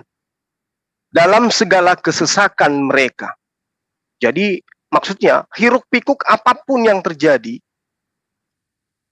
kepada mereka, siapa mereka? Bani Israel. Bukan seorang duta, bukan juga seorang utusan, melainkan Tuhan sendirilah yang menyelamatkan mereka. Dialah yang menebus mereka dalam kasih-Nya dan belas kasihan-Nya. Ia mengangkat dan menggendong mereka selama zaman dahulu kala. Apa yang dilakukan oleh Yesus kemudian? Kalau dia ini bukan duta, lalu dia melakukan kebohongan-kebohongan dan dusta berarti. Kenapa kita mengatakan demikian? Karena dalil demi dalil Yesus mengaku sebagai utusan. 4 kitab yang sudah dikanonik, Yohanes 5 nomor 30, Lukas 10 nomor 16, Markus 9 nomor 37, Matius 10 nomor 40, aku adalah utusan Allah. Yesus utusan Allah. Kalau Tuhan mengatakan Yesaya 63 nomor 9, bukan duta, bukan utusan, melainkan Allah sendirilah yang akan menyelamatkan mereka. Lalu kemudian ketika Yesus dikatakan adalah Bapa itu sendiri, berarti Yesus adalah pembohong, pendusta, pembual besar. Lalu bagaimana solusinya? Solusinya adalah Yesus datang sebagai perantara. Kisah Para Rasul 2 nomor 22. Dia jelas perantara. Allah menyatakan diri melalui utusannya, dengan dia Yesus sebagai perantara, diberi kekuatan-kekuatan, lalu kemudian diberi mujizat-mujizat, diberi tanda-tanda untuk membuktikan bahwa dia adalah perantara antara Allah dengan Bani Israel. Kisah Para Rasul 3 nomor 20. Waktu kelegaan oleh Tuhan. Tuhan telah mengutus Yesus yang sudah ditentukan untuk menjadi Mesias. Lalu Anda mengatakan Mesias itu adalah Tuhan itu sendiri. Ilmu dari mana itu? Ilmu dari mana? Makanya saya katakan Mesiasnya orang Kristen dan orang Yahudi itu berbeda. Anda mengatakan sama? Tidak. Mesias menurut Yahudi ya dengan Kristen itu berbeda banyak hal. Dalam hal kerohanian, orang-orang Yahudi meyakini bahwa Mesias akan datang untuk menjadi pemimpin mereka yang jaya serta membebaskan mereka dari musuh-musuh mereka, dari penjajahan Romawi. Itu menurut orang Yahudi. Mesias adalah pemimpin politik negara. Karena itulah mereka mendorong supaya Yesus ini menjadi pemimpin politik, tapi ternyata tidak mampu. Makanya mereka mengajak orang-orang Yahudi, orang Romawi untuk menangkap Yesus, untuk membuktikan benarkah pada saat penangkapan Yesus memberi tanda-tanda mukjizat. Dia sama seperti Salomo, dia sama seperti Daud, tapi ternyata tidak. Yohanes 6 nomor 14 sampai nomor 15, mereka berniat menjadikannya sebagai raja mereka, tetapi ditolaknya. Paham ya di situ ya? Kemudian Mesias menurut orang Kristen, ya, Mesias itu adalah Tuhan. Sebab Tuhan Yesus yang adalah Mesias menegaskan bahwa ia datang bukan untuk menjadi pemimpin politik, tetapi sebagai raja atau pemimpin rohani pada zaman ekstologis atau zaman yang akan datang. Yohanes 18 nomor 36 sampai nomor 37. Kasihan. Ya. Lalu kemudian dalam hal keilahian tentang Mesias, Yahudi itu berbeda dengan Mesiasnya Kristen. Orang-orang Yahudi tidak berpikir bahwa Mesias itu adalah ilahi. Meski dia akan membawa bangsa Israel berjaya sekalipun, sampai dia yang paling berjaya di atas muka bumi, di atas seluruh bangsa. Yahudi tidak akan mengatakan bahwa Mesias itu adalah ilahi. Mereka sampai hari ini menganggap Mesias sebagai manusia biasa saja, sebab ia adalah keturunan Daud, manusia biasa. Makhluk yang dikatakan memiliki silsilah sudah pasti bukan Tuhan. Itu menurut Yahudi dan menurut akal sehat. Sementara di Kristen, Mesiasnya di dalam Matius 22 nomor 41 sampai 46 itu adalah Tuhan. Mesiasnya harus berasal dari keturunan Daud. Meski di dalam Roma 1 nomor 3 dikatakan Yesus berasal dari sperma Daud. Mesias orang Kristen itu adalah ilahi. Mesias orang Yahudi bukan. Dia hanya manusia biasa dari keturunan Daud. Dan sangat disayangkan, ya, sangat disayangkan ketika Anda mengatakan, oh Anda salah mengutip silsilah Yesus itu dari Yusuf. Kawan, saya katakan kepada Anda, tradisi Yahudi tidak pernah menulis silsilah menurut ibu, tapi harus menurut ayah.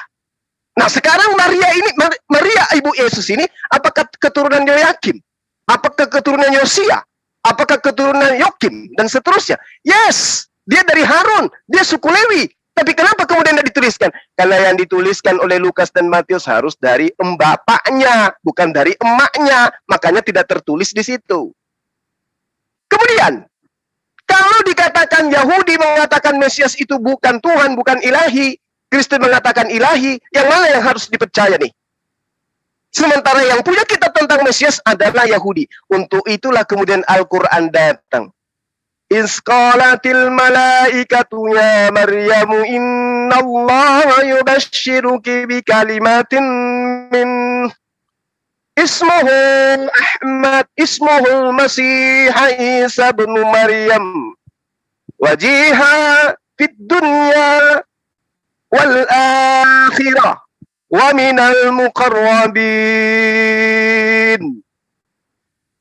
Ketika para malaikat berkata, wahai Maryam, wahai manusia berjenis kelamin wanita bernama Maryam, sesungguhnya Allah menyampaikan kabar gembira kepadamu tentang sebuah kalimat, sebuah firman yang datang darinya, yaitu Al-Masih, putra atau anak laki-lakinya Maryam. Seorang manusia berjenis kelamin laki-laki terkemuka di dunia dan terkemuka di akhirat. Dan dia termasuk bagian dari kelompok orang-orang, golongan yang didekatkan kepada Allah. Itu yang diterangkan oleh Al-Quran.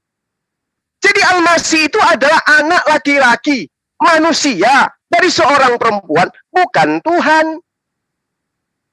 Jadi ini perbedaan yang sangat signifikan. Kami, Yahudi, Islam itu sepakat. Mesias itu adalah orang yang diurapin, orang yang ditasbihkan, orang yang dilantik, orang yang ditahirkan, menjadi raja, menjadi pemimpin, menjadi penghulu. Coba Anda baca dalam Yeremia 42 nomor 1. Supaya kita lebih jauh untuk mendalami tentang materi ini. Lihat itu hambaku yang kupegang, orang pilihanku yang kepadanya aku berkenan. Aku telah menaruh rohku ke atasnya supaya ia menyatakan hukum kepada bangsa-bangsa. Siapa ini? Inilah yang ditunggu-tunggu oleh bangsa Israel.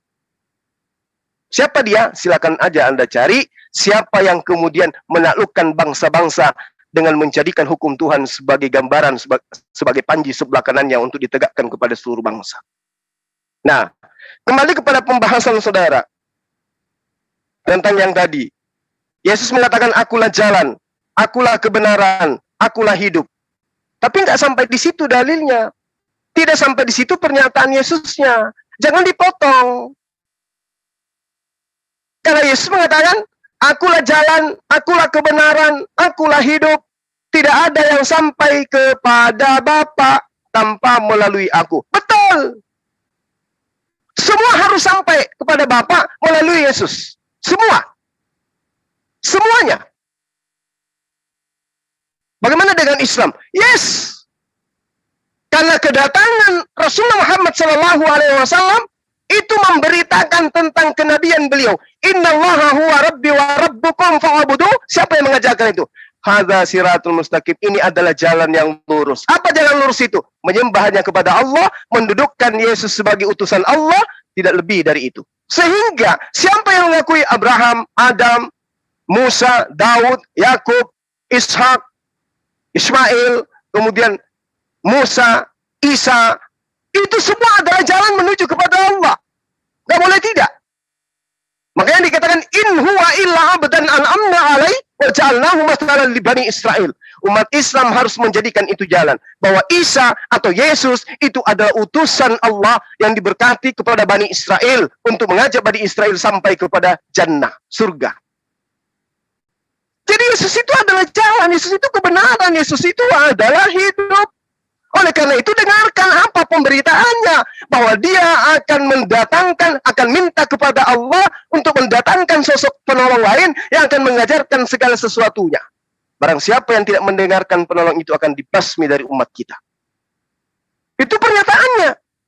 Jangan menjadikan oknum-oknum yang menginginkan Yesus menjadi Tuhan, justru itu yang Anda jadikan sebagai jalan.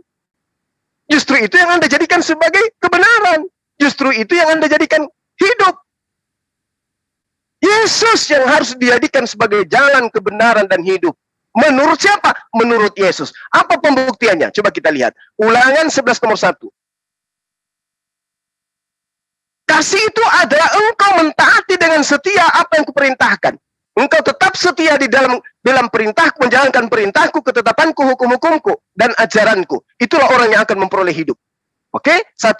Bagaimana dengan Yesus? Yesus pun demikian. Yohanes 14 nomor 15. Jika engkau mengasihi aku, engkau akan melakukan perintah-perintahku. Oke? Lalu apa lagi? Matius 5 nomor 19.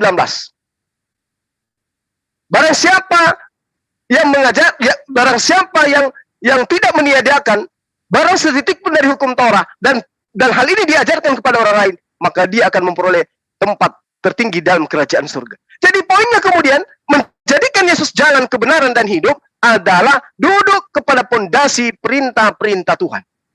Gak boleh melanggar itu. Sementara Kristen ada agama yang dibentuk untuk melawan semua perintah-perintah Tuhan.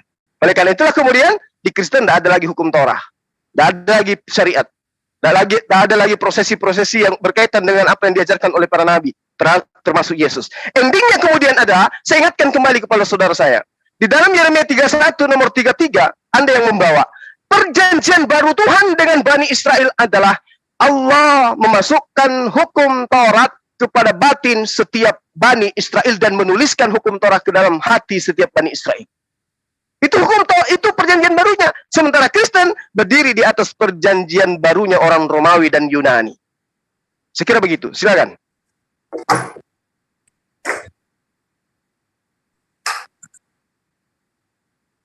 Oke, Pak Rantai Perak, apakah masih di sini menyimak? Silakan, giliran Pak Rantai Perak. Ya, terima kasih sudah ingatkan kembali. Oke, ini untuk Pak Rantai Perak. Semoga Pak, ini Bang Apa tolong di mute sebentar. Gimana nih caranya mute Bang Apa supaya tidak ini? Bang Sang Hamba atau siapa yang co-host atau Bang Apa silakan di mute dulu. Oke. Untuk Bang Rantai Perak, waktu Anda tinggal 10 menit. Jadi gunakan waktu Anda sebaik mungkin untuk menjelaskan tentang Mesias. Jadi jangan diulang-ulang supaya Anda bisa menghemat waktu. Oke, silakan. Ya, jadi saya tadi sudah menjelaskan ya, saya sudah bawa tadi imam besar orang Yahudi, tetapi untuk lebih jelas lagi saya bacakan ayat saja ya. Sebelumnya saya bacakan dulu Kolose 1 ayat 15 dan 16 ya. Di sini dikatakan, sini Yesus adalah gambar wujud Allah yang tidak kelihatan, yang sulung lebih utama dari segala yang diciptakan. Karena di dalam Dialah telah diciptakan segala sesuatu. Jadi segala sesuatu diciptakan di dalam Tuhan Yesus Kristus ya. Yang ada di surga dan yang ada di bumi. Jadi jelas di sini pencipta itu siapa? Dia pasti Tuhan ya. Hanya Tuhan pencipta. Di Kolose 2 ayat 9 dikatakan sebab dalam dia berdiam secara jasmania seluruh kepenuhan kealahan. Jadi di dalam Yesus ini berdiam secara jasmania seluruh kepenuhan kealahan. Tentang silsilah yang dikatakan tadi ya, silsilah orang Yahudi itu harus berada di garis ayah, itu benar. Makanya itu disertai garis silsilah Yusuf. Tetapi kenapa Suma tidak membantah tentang silsilah, Suma tidak membantah bahwa Lukas itu adalah silsilah Maria. Nah ini sebenarnya dia tidak menjawab ya. Baru pertanyaan saya tentang Mesias, kenapa Mesias itu artinya mengusap itu kan Mesias itu tidak sesuai dengan pemahaman orang Yahudi. Kenapa bisa mengambil gelar Mesias tetapi tidak menerima poin-poinnya? Saya sudah jelaskan tadi Mesias itu ilahi, bahkan bukan orang kecil yang mengatakan, tetapi imam besar itu ya. Imam besar Kayafas. Saya bisa membacakan itu di Matius 26 ya, ayat 57, 62 sampai 65 ya. Di situ dikatakan begini. Sesudah mereka menangkap Yesus, mereka membawanya menghadap Imam Kayafas, imam besar. Di situ telah berkumpul ahli-ahli Taurat dan tua-tua. Ayat 62. Lalu imam besar itu berdiri dan berkata kepadanya, "Tidakkah engkau mau berjawab atas tuduhan saksi-saksi terhadap engkau?" Tetapi Yesus tetap diam. Lalu kata imam besar itu kepadanya, "Demi Allah yang hidup, katakanlah kepada kami, apakah engkau Mesias, anak Allah atau tidak?" Jawab Yesus, engkau telah mengatakannya. Akan tetapi aku berkata kepadamu, mulai sekarang kamu akan melihat Anak Manusia duduk di sebelah kanan yang Maha Kuasa dan datang di atas awan-awan di langit. Maka imam besar itu mengoyakkan pakaiannya dan berkata, "Ia menghujat Allah, untuk apa lagi kita perlu saksi lagi? Sekarang telah kamu dengar semuanya." Kenapa langsung dikatakan dia menghujat Allah? Di sini karena Yesus mengatakan dia itu anak Allah, Mesias itu. Jadi alasan Yesus disalib itu karena memang mereka mengakui bahwa Mesias memang Yesus Kristus mengakui dirinya Allah. Itu sangat jelas. Memang Muslim hanya menerima dua, Yesus itu Mesias, Mesias itu Nabi. Itu benar. Tetapi di dalam pernyataan-pernyataan Yesus juga, Yesus mengatakan bahwa dia adalah terang dunia. Kita tahu pemahaman orang Yahudi terang dunia itu adalah Tuhan. Yesus juga mengatakan itu adalah dia adalah gembala yang baik. Itu Yohanes 10 ayat 11. Terang dunia itu di Yohanes 1 ayat 4, Yohanes 8 ayat 11. Tentang Yesus adalah Tuhan, bahkan malaikat sendiri mengatakan di dalam Lukas 2 ayat 11, telah lahir bagimu Kristus Tuhan di kota Daud. Tapi saya belum melanjutkan lagi, sebenarnya masih banyak yang ingin saya bicarakan, tapi karena saya melihat waktu saya sudah sangat menipis, saya menunggu pernyataan dulu dari Suma tentang penggunaan kata Mesias di dalam Quran, tetapi menolak penggunaan Mesias itu. Jadi yang saya tanyakan tadi, sebenarnya umat muslim diperhadapkan kepada dua pilihan. Menerima makna Mesias menurut orang Yahudi, Mesias adalah ilahi. Saya sudah jelaskan tadi di Daniel 7 ayat 14 dan 15, juga di kitab Yesaya juga. Dan banyak juga kitab-kitab lain seperti kitab Mazmur yang saya katakan tadi. Sebentar, tolong untuk Bang Akpa di mute dulu. Untuk semuanya, oke silakan lanjut. Iya, seperti yang saya katakan tadi, itu Bang Suma tidak menjawab itu. Bahkan Bang Suma menyangkal tentang apa yang tertulis itu, sudah jelas di kitab Sabur. Justru umat Muslim saya percaya itu dikatakan beriman kepada Taurat, Sabur, dan Injil. Tetapi saya bawakan Sabur, kenapa dibantah? Saya bawakan Taurat, kenapa dibantah? Bahkan saya bawakan Injil, terus dibantah. Jadi sebenarnya menjawab, bukan membantah apa yang saya katakan, karena yang saya katakan itu semua dari kitab yang katanya diimani oleh teman-teman Muslim. Jadi mungkin itulah saya minta pertanyaan tentang tidak mungkin Mesias itu dalam konsep orang Yahudi tidak mungkin dia ilahi, karena imam besar sendiri saja, Imam besar Kayafas mengatakan Mesias itu anak yang terpuji. Di dalam Markus 14 dikatakan dengan jelas Mesias itu anak Allah, karena Allah itu yang terpuji. Yang terpuji itu kata lain dari Allah. Jadi ya saya minta ke Suma untuk menjawab kenapa seharusnya ya dilema bagi umat muslim menghapus kata Mesias di Quran atau menerima makna kata Mesias menurut orang Yahudi, karena kata Mesias itu juga Al-Masih mengambil dari orang Yahudi. Jadi harus menurut pemahaman orang Yahudi, bukan mengusap, tetapi itu gelar untuk raja, tetapi Mesias yang dijanjikan itu benar-benar ilahi. Itu ayatnya sudah sangat jelas. Kalau waktunya panjang saya bisa memberikan banyak ayat, tapi karena waktunya sedikit, tapi yang saya minta Suma jawab itu. Gelar Mesias, nilai dari gelar Mesias itu, makna itu, yang ada di Al-Quran itu, Quran menolak, tetapi menggunakan kata Mesias itu sendiri. Itu. Terima kasih. Iya. Silakan Bang Suma. Jadi gini kawan. Kalau Anda membawa data, saya pun akan bawa data. Diterangkan di dalam Mazmur 2, nomor 2, coba Anda baca di situ. Raja-raja dunia bersiap-siap, dan para pembesar bermufakat bersama-sama melawan Tuhan dan melawan Mesiasnya. Siapa Mesias yang dimaksud dalam Mazmur 2 nomor 2 ini? Daud. Apa pembuktiannya? Buka kitab Samuel. 1 Samuel 16 nomor 12 sampai nomor 13, 2 Samuel nomor 5, 1 sampai 5. Daud disebut Mesias. Yesaya 45 nomor 1. Beginilah firman Tuhan. Inilah firmanku kepada Mesias. Siapa Mesias yang dimaksud di sini? Kores. Apa yang dinyatakan oleh Tuhan kepada Mesiasnya Kores? Yang tangan kanannya aku pegang supaya aku menundukkan bangsa-bangsa di depannya dan melucuti raja-raja. Supaya aku membuka pintu-pintu di depannya dan supaya pintu-pintu gerbang tidak tinggal tertutup. Ini hebat mana Kores dengan Yesus? Kores Mesias. Beginilah firmanku kepada Mesiasku, kepada Kores, yang tangannya aku pegang, supaya aku menundukkan bangsa-bangsa. Yesus bangsa mana yang ditundukkan? Dek Nara. Nggak ada. Nah, yang perlu Anda pahami di sini adalah, selain Yesus, Kores, Daud, dan seterusnya, Mesias-Mesias itu banyak. Harun, Elisa, Salomo. Mereka semua itu adalah Mesias. Mereka semua itu adalah Kristus. Oleh karena itulah kemudian benar apa yang dinyatakan oleh Al-Quran, bahwa dia hanya diberi tanda-tanda kenabian. Apa tanda-tanda kenabian itu? Mujizat. Firman yang diberikan kepada dia. Jadi Al-Quran tidak ada yang salah di situ. Yang keliru kemudian adalah kalian yang menganggap Mesias yang adalah manusia itu sebagai Tuhan. Oke, saya ngambil data yang Anda ambil tadi di dalam Matius 26 nomor 63 kalau nggak salah sampai 64. Dengarkan. Ketika Yesus itu dipanggil ke pengadilan, apa yang dikatakan? Sesuai dengan apa yang Anda bacakan tadi. Yesus hanya diam ketika ditanyai oleh imam besar. Demi Allah yang hidup, katakan kepada kami, apakah engkau Mesias? Apakah engkau Kristus? Apakah engkau sama seperti Daud? Apakah engkau sama seperti Salomo? Apakah sama seperti Kores, anak Tuhan? Atau tidak? Apa kata Yesus? Engkau telah mengatakannya. Akan tetapi, aku Yesus berkata kepadamu, mulai sekarang kamu akan melihat anak siapa?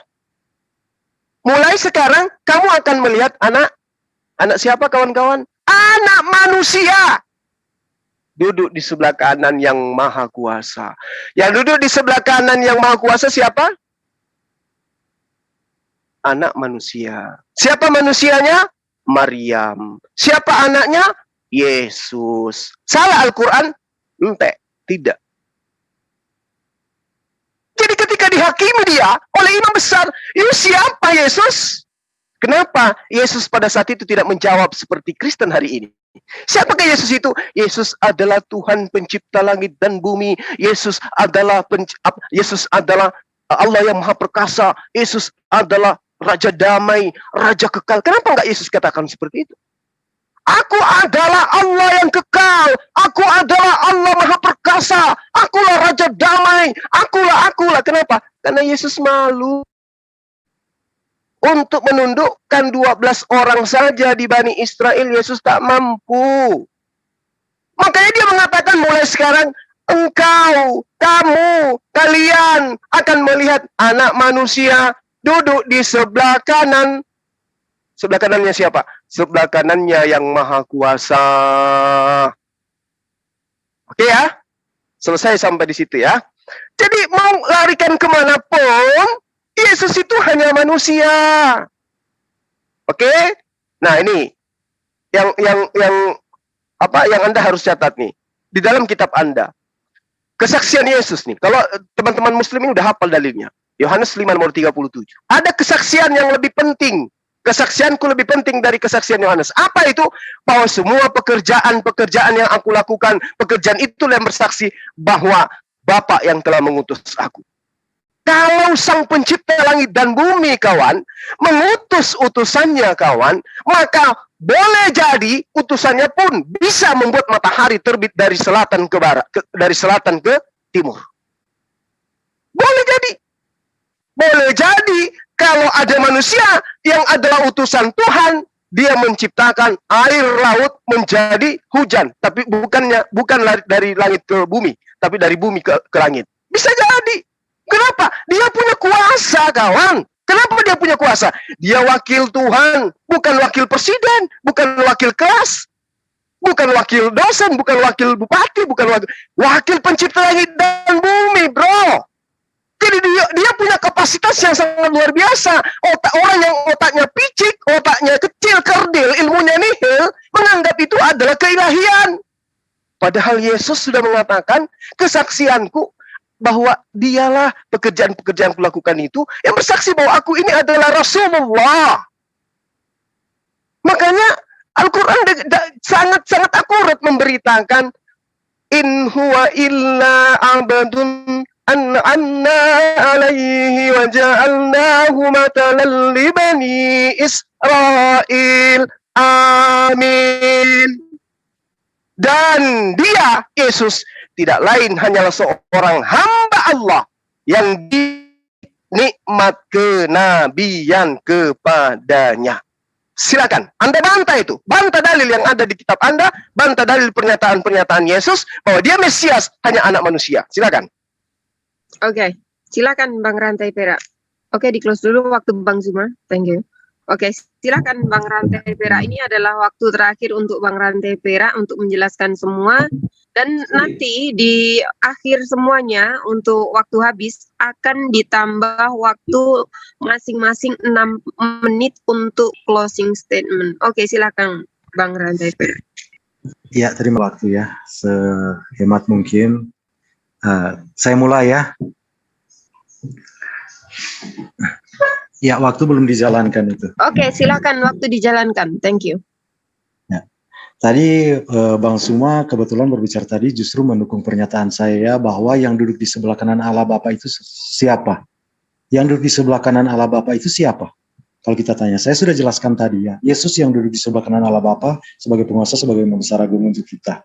Kedua, Bang Suma juga sudah meyakinkan tadi ya tentang pernyataan Yesus bahwa Tuhan Yesus berkata, aku mempunyai keyakinan kesaksian yang lebih daripada kesaksian Yohanes, yaitu pekerjaan-pekerjaan yang kulakukan. Nah, itu justrulah Yohanes bersaksi tentang dirinya siapa? Yohanes bersaksi tentang dirinya dia yang dinubuatkan dalam kitab Yesaya. Yohanes mengatakan, akulah suara yang berseru-seru di padang gurun. Luruskanlah jalan bagi Tuhan. Jadi Yohanes memang sudah menegaskan nubuatan itu, dia adalah pembuka jalan untuk Tuhan. Makanya di Alkitab dikatakan, hukum Taurat dan kitab para nabi berlaku sampai kepada zaman Yohanes. Sejak saat itu kerajaan Allah diserong dan orang yang mendengarnya berusaha untuk menguasainya. Pengertiannya di situ apa? Bahwa berkat-berkat surgawi itu sudah datang. Itulah tahun rahmat Tuhan yang Tuhan bacakan, yang Tuhan Yesus bacakan di dalam bait Allah itu, di dalam kitab Yesaya tahun rahmat Tuhan itu. Itu berkat-berkat kita peroleh dari surga dengan iman melalui Yesus Kristus. Makanya kita berdoa kepada Tuhan Yesus Kristus. Tentang yang dikatakan tadi duduk di sebelah kanan Allah Bapa itu kita bisa melihatnya. Kebetulan saya juga baru membahas ini dengan misi yang moderator, mungkin kita bisa melihat itu ada di kitab Wahyu pasal 1 ya. Siapa dia sebenarnya?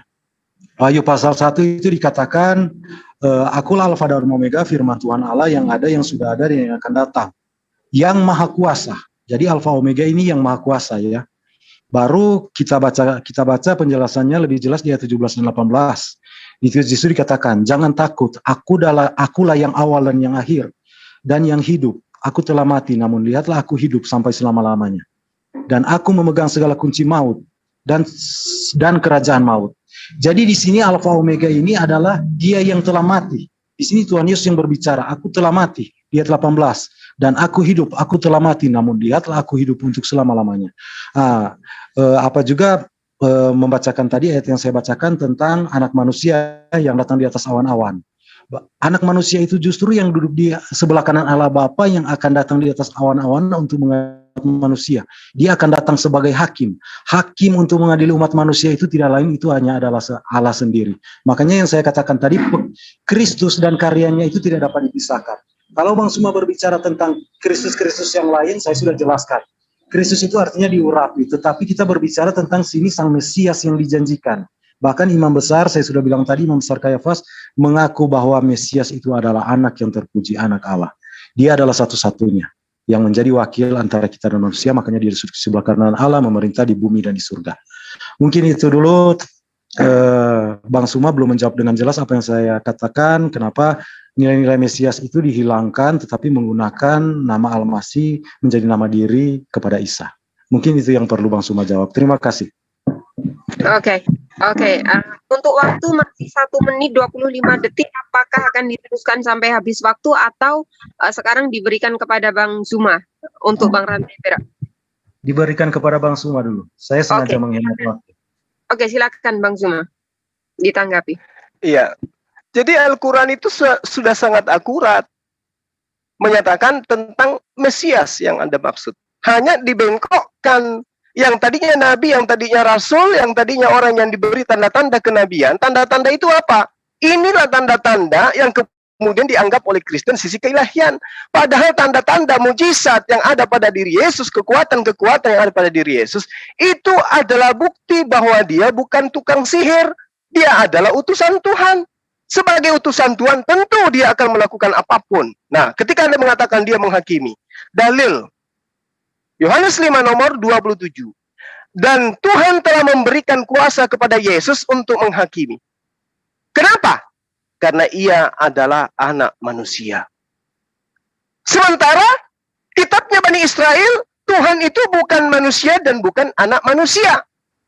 Kenapa Yesus diberi kuasa? Karena dia anak manusia.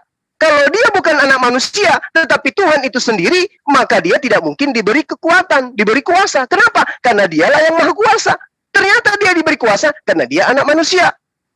Tolong dong, logika-logika begini dipakai. Jangan ditinggalkan logika sehatnya untuk menegakkan iman yang tidak berdasar terhadap dalil. Kemudian, lagi-lagi mengambil Wahyu 1, langsung ke nomor 8. Kenapa sekali-sekali tidak dimulai dari nomor 1? Inilah wahyu Yesus Kristus yang dikaruniakan Allah kepadanya. Berarti Yesus menerima karunia dari Allah. Berupa apa? Berupa wahyu. Untuk apa? Untuk ia sampaikan kepada hamba Allah. Apa wahyu itu? Aku adalah Alfa dan Omega. Siapa yang Alfa dan Omega? Allah. Yesus sebagai apa di situ? Penyampai wahyu yang diberi karunia untuk menyatakan apa? Untuk menyatakan Allah. Apa pembuktian dalilnya yang sebagian? Yohanes 12 nomor 49, aku tidak berkata-kata dari diriku, apa yang aku katakan adalah apa yang diperintahkan untuk aku katakan dan aku sampaikan. Ketika aku diperintahkan sampaikan kepada Bani Israel, aku ada Alfa dan Omega, Yesus mengikuti itu. Kenapa? Karena dia penyampai firman. Lalu siapa yang Tuhan? Yang mengutus Yesus. Demikian. Silakan. Oke. Bang Rantai, apakah masih di sini? Ya, masih standby, Bu. Menarik sekali ya argumentasi. Terima kasih Bang Suma, argumentasi saya lihat bagus sekali ya. Saya lihat memang ini tantangan ya untuk saya berdiskusi. Oke, don't worry. Oke, silakan. Saya senang dapat timernya. Ya, mungkin jalankan waktunya ya. Saya akan mulai ya. Memang Suma tadi sudah menegaskan sebentar, Bang. Oke, silakan. Suma tadi justru menegaskan apa yang saya katakan ya. Dia sebelumnya mengatakan juga di komen sebelumnya dia juga mengatakan bahwa yang duduk di sebelah kanan Allah Bapa itu anak manusia, itu benar sekali. Makanya orang Yahudi mengatakan Yesus itu anak yang terpuji. Karena itulah yang dikatakan di dalam Daniel 7 ayat 13-14 yang saya katakan tadi. Anak manusia itu memang diberikan kuasa.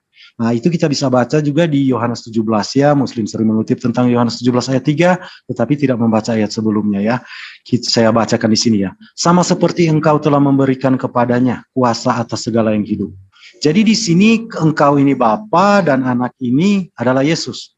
Segala kuasa yang hidup itu telah diberikan kepada Tuhan Yesus. Maka sangat cocok sekali Tuhan Yesus duduk di sebelah kanan Allah Bapa itu dia memegang kuasa atas segala yang hidup, termasuk nyawa Bang Suma dan kita semua umat manusia yang mendengar. Baik segala makhluk bahkan segala alam semesta ini dibawa kendali oleh Tuhan Yesus. Jadi itu sudah sangat cocok sekali. Saya sudah tidak apa lagi. Saya rasa Suma memang tidak menjawab apa yang saya tanyakan, tetapi saya justru menegaskan pernyataan dari Suma. Jadi Suma meneruskan tadi kepada Maria tentang yang duduk di sebelah kanan Allah Bapa itu.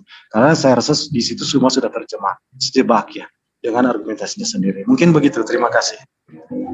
Oke. Pas waktu habis.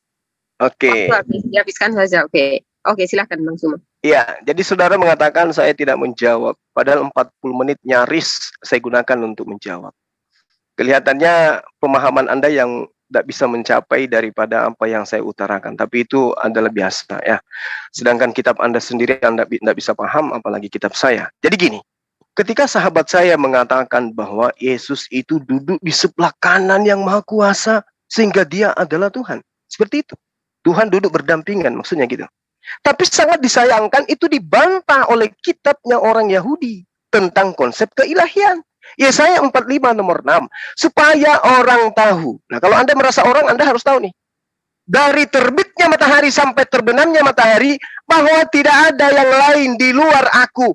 Jadi yang di luar aku, yang duduk di sebelah kiriku, yang duduk di sebelah kananku, yang duduk di depanku, yang duduk di belakangku, atau duduk di bawahku, atau yang duduk di atasku, itu bukan aku.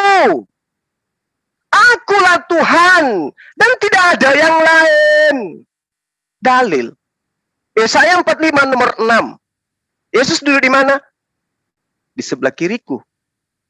Sedangkan orang harus tahu dari terbitnya matahari sampai terbenamnya matahari, oh tidak ada yang lain di luar aku. Tidak ada lain di luar aku. Jadi yang sebelah kananku itu bukan aku, bukan Tuhan itu. Tapi gimana, Bang? Bang Rantai Perak membawa dalil nomor 17, Yohanes 17. Oh tunggu dulu, justru inilah bukti Yesus itu bukan Tuhan. Mari kita mulai dari nomor 1. Ketika Anda mengatakan, tapi dia melangkahi nomor-nomor berikut sebelumnya. Silakan Anda lihat, potokin itu. Yohanes 17 nomor 1, apa yang terjadi di sana? Demikianlah kata Yesus, ia menghadap ke langit. Ya, menghadap ke langit. Apa yang dilakukan Yesus? Berdoa. Bapak, telah tiba saatnya. Permuliakanlah anakmu supaya anakmu ini dipermuliakan oleh engkau. Tuhan berdoa kepada Tuhan. Sama seperti engkau memberikan kepadanya kuasa atas segala yang hidup, demikian pula ia akan memberikan hidup yang kekal kepada semua yang telah engkau berikan kepadanya. Yesus memberikan hidup yang kekal, betul. Dengan cara apa? Dengan cara orang itu mengakui dirinya sebagai utusan Tuhan, bukan Tuhan itu sendiri. Islam harus mengakui, siapapun yang hidup pada saat Yesus datang kepada Bani Israel akan mendapatkan hidup kekal ketika mereka mengamini Allah satu-satunya Tuhan dan Yesus hanya utusan Tuhan. Orang Israel yang mengakui Yesus sebagai Rasul Tuhan, utusan Tuhan, pasti memperoleh hidup yang kekal. Tidak ada keraguan di situ. Maka itulah Yesus mengatakan, inilah hidup yang kekal itu, bahwa mereka mengenal engkau satu-satunya Allah yang benar, dan mengenal Yesus Kristus yang engkau utus. Asyhadu an la ilaha illallah, wa asyhadu anna Yesus Rasulullah.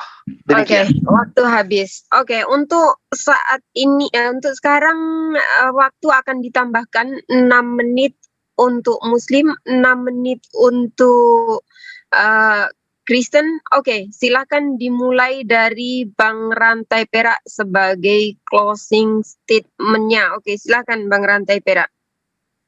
Nah, mungkin gantian dulu ya Bang Suma dulu yang pertama, soalnya dua itu kan saya terus yang pertama tadi. Oke, don't worry. Oke, don't worry. Oke, silakan baik. Bang Suma. 6 menit. Ya. Silakan. Oke, baik. Jadi di dalam pemahaman kami umat Islam, sahabat saya ya, Isa alaihissalam atau Isa al-Masih itu adalah manusia yang luar biasa. Dia tidak sama seperti manusia yang lainnya. Baik dari proses penciptaannya, kekuatannya, mujizat-mujizatnya, tanda-tanda yang diberikan Tuhan kepadanya, itu nggak sama dengan makhluk yang lain. Beliau sangat luar biasa. Tapi kedudukannya tetap saja adalah manusia. Tetap saja adalah utusan Tuhan. Isqalatil malaikatu ya Maryamu innallaha yubashshiruki bikalimatin min. Jadi namanya siapa? Al-Masih Isa putra Maryam. Dia adalah sosok manusia yang kemudian disebut sebagai Al-Masih Isa putra Maryam. Seorang yang terkemuka di dunia dan di akhirat. Jadi yang diluruskan kemudian oleh Al-Quran adalah penolakan Bani Israel terhadap Isa yang adalah utusan Allah kepada mereka. Ditolak. Jangan Anda katakan Israel menolak Yesus sebagai Tuhan. Bukan. Israel menolak Yesus sebagai Mesias. Loh, kenapa Israel tidak menolak Yesus sebagai Tuhan? Karena tidak ada sedikit pun di dalam otaknya Bani Israel Tuhan yang mereka kenal, yang memberikan tanda-tanda mujizat melalui perantaraan Nabi itu, dikatakan kepada mereka dari nenek moyang mereka bahwa Tuhan mereka akan datang dalam rupa makhluk. Gak ada. Jadi mereka tidak pernah mimpi. Jangankan memikirkan bermimpi pun tidak pernah akan datang Tuhan kepada kita keluar dari lubang vagina. Gak ada dalam benak orang Yahudi kayak begitu. Gak ada. Jadi penolakan Yahudi kepada Yesus karena Mesias menurut Yahudi adalah orang hebat, pendekar, pahlawan. Ya setidaknya dia dan dua kayak saya lah, pelatih. Tapi faktanya kan tidak. Ketika dia ditangkap, murid-muridnya lari tunggang-langgang meninggalkan dia. Ini pemerintah apa? Mesias apa ini? Sementara Daud, Salomo, Musa, Harun. Wow, mereka adalah Mesias-Mesias yang hebat. Mereka adalah Mesias yang tangguh, mengalahkan semua musuh-musuh Bani Israel. Yesus. Inilah yang diluruskan oleh Al-Quran. Jadi ketika Anda menjadikan Mesias yang datang kepada Bani Israel itu sebagai Tuhan, itu karena apa? Apa karena Yahudi mengajarkan? Tidak. Lalu karena siapa? Karena Romawi, Yunani, yang menginginkan tewas mereka, nusul menjadi manusia, dan karena mereka melihat Yesus memiliki tanda-tanda yang luar biasa, maka dia dianggap sebagai teos. Makanya ajaran Kristen itu dijajarkan kepada siapa? Diajarkan kepada Bani Israel? No, diajarkan kepada non-Yahudi. Siapa mereka? Kekaisaran Romawi, Yunani. Kok bisa? Ya, karena ajaran Trinitas, penyembahan terhadap makhluk, itu dianut dari nenek moyang mereka sebelum Isa atau Yesus datang. Romawi sebagai penguasa kala itu sudah menganut ajaran paganisme yang mereka menganggap bahwa siapapun yang dapat mempertontonkan kekuasaan di depan manusia, maka dia adalah anak dewa. Makanya di Antioquia, Barnabas pun dan juga Paulus bahkan dianggap juga dewa dia. Dianggap juga anak Tuhan. Paulus itu dianggap Hermes. Dianggap dewa Hermes dia. Saking gila-gilanya itu Romawi dan Yunani. Maka jangan heran ketika Yesus yang begitu hebat, membangkitkan orang mati, membuat badai itu tenang, kemudian membuat orang makan dari satu roti 5.000 orang, kemudian orang buta melihat, orang lumpuh berjalan. Mereka terheran-heran. Ini kalau kujual ini Yesus ke Romawi, pasti laku. Laku pasti. Makanya Yesus mengatakan, waspadalah kepada ahli Taurat, pada orang Farisi, orang-orang munafik. Waspadalah kepada mereka. Kenapa? Karena mereka akan mencampur adukkan ajaran. 1 Yohanes 2, nomor 18, nomor 19. Antikristus, anti-Mesias, ya, anti-Mesias maksud saya. Anti-Mesias itu betul dari kita, tapi tidak sungguh-sungguh dari kita. Kenapa dikatakan anti-Mesias? Karena Mesias itu adalah manusia, raja, pahlawan, bukan Tuhan. Tapi karena dia anti terhadap itu, maka dia ajarkan bahwa Mesias itu adalah Tuhan. Dan itu yang Anda aminkan sekarang. Al-Quran sangat jelas mengatakan bahwa Nabi Isa alaihissalam adalah sosok manusia terkemuka di dunia dan di akhirat. Dan dia datang memberi tanda-tanda akan adanya hari kiamat. Bukan memberikan pengetahuan, tetapi memberikan tanda-tanda. Wa innahu la ilmul lis-sa'ah fala tamtarunna biha wattabi'un. Ada siratul mustaqim. Jadi itu dari saya, sahabat saya. Saya mohon maaf ketika ada penjabaran saya yang mungkin kurang berkenan di hati Anda. Saya semata-mata punya niatan untuk kemudian bagaimana Yesus ini kita kembalikan kepada kodratnya sesungguhnya, bahwa dia adalah rasul, dia adalah utusan, dan ketika dia datang, dia mengajarkan dirinya sebagai Mesias, anak manusia, bukan anak pencipta langit dan bumi. Saya kira begitu. Mohon maaf dan terima kasih atas segala perhatian. Silakan. Oke, thank you. Waktu habis. Oke. Untuk Bang Rantai Perak, apakah sudah siap untuk closing statement-nya? Ya, siap Bu. Oke, siap. Ya, waktu dijalankan ya. Saya mulai ya. Tadi Bang Suma tetap menyangkal ya, menurut orang Yahudi, Mesias itu ilahi. Saya sudah berulang-ulang kali mengatakan di Daniel 7, memang saya tidak membacakan ayatnya, tetapi lebih lengkap kalau saya bacakan saja ayatnya ya. Di Daniel 7, ini penglihatan Daniel ya, ini dipercaya orang Yahudi. Makanya ketika yang saya ceritakan tadi, Imam Besar Kayafas menanyakan tentang apakah engkau Mesias anak Allah, Tuhan Yesus menjawab, engkau akan melihat anak manusia datang di atas awan-awan. Nah itu karena apa? Mereka mempercayai tentang kitab Daniel 7 ini. Ayat 13 sampai 14 saya bacakan ya. Ini penglihatan Daniel. Aku terus melihat dalam penglihatan malam itu, tampak datang dengan awan-awan dari langit. Seorang seperti anak manusia. Datanglah ia kepada lanjut usianya itu, dan ia membawa ke hadapannya. Ia dibawa ke hadapannya. Nah ini pengertiannya begini ya, kalau kita melihat. Tuhan Yesus itu dijadikan korban kan, dan dia korban itu dipersembahkan kepada Tuhan. Makanya dia duduk di sebelah kanan Allah Bapa. Lalu di ayat 14 dikatakan, lalu diberikannya kepadanya kekuasaan dan kemuliaan dan kekuasaan sebagai raja. Maka orang-orang dari segala bangsa, suku bangsa, dan bahasa mengabdi kepadanya. Kekuasaannya ialah kekuasaan yang kekal, yang tidak akan lenyap, dan kerajaannya ialah kerajaan yang tidak akan musnah. Jadi kalau kita melihat konteks dua ayat ini, itu Tuhan Yesus ketika dia selesai mengadakan penyucian dosa itu, korbannya itu dibawa kepada Tuhan. Dan kekuasaan itu diberikan kepadanya. Sebagai apa? Dia dikatakan di sini kekuasaannya dan kemuliaan dan kekuasaannya sebagai raja.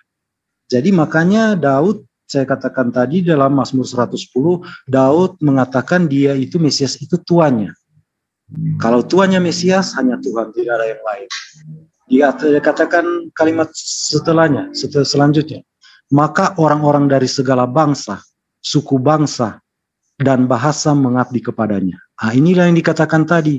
Yesus datang setelah dia selesai mengadakan penyucian dosa, itu bukan hanya untuk orang Israel, tetapi kepada semua makhluk ciptaan Tuhan, semua manusia. Di sini dikatakan orang mengabdi, karena dia sebagai raja, sebagai tuan, sebagai Tuhan.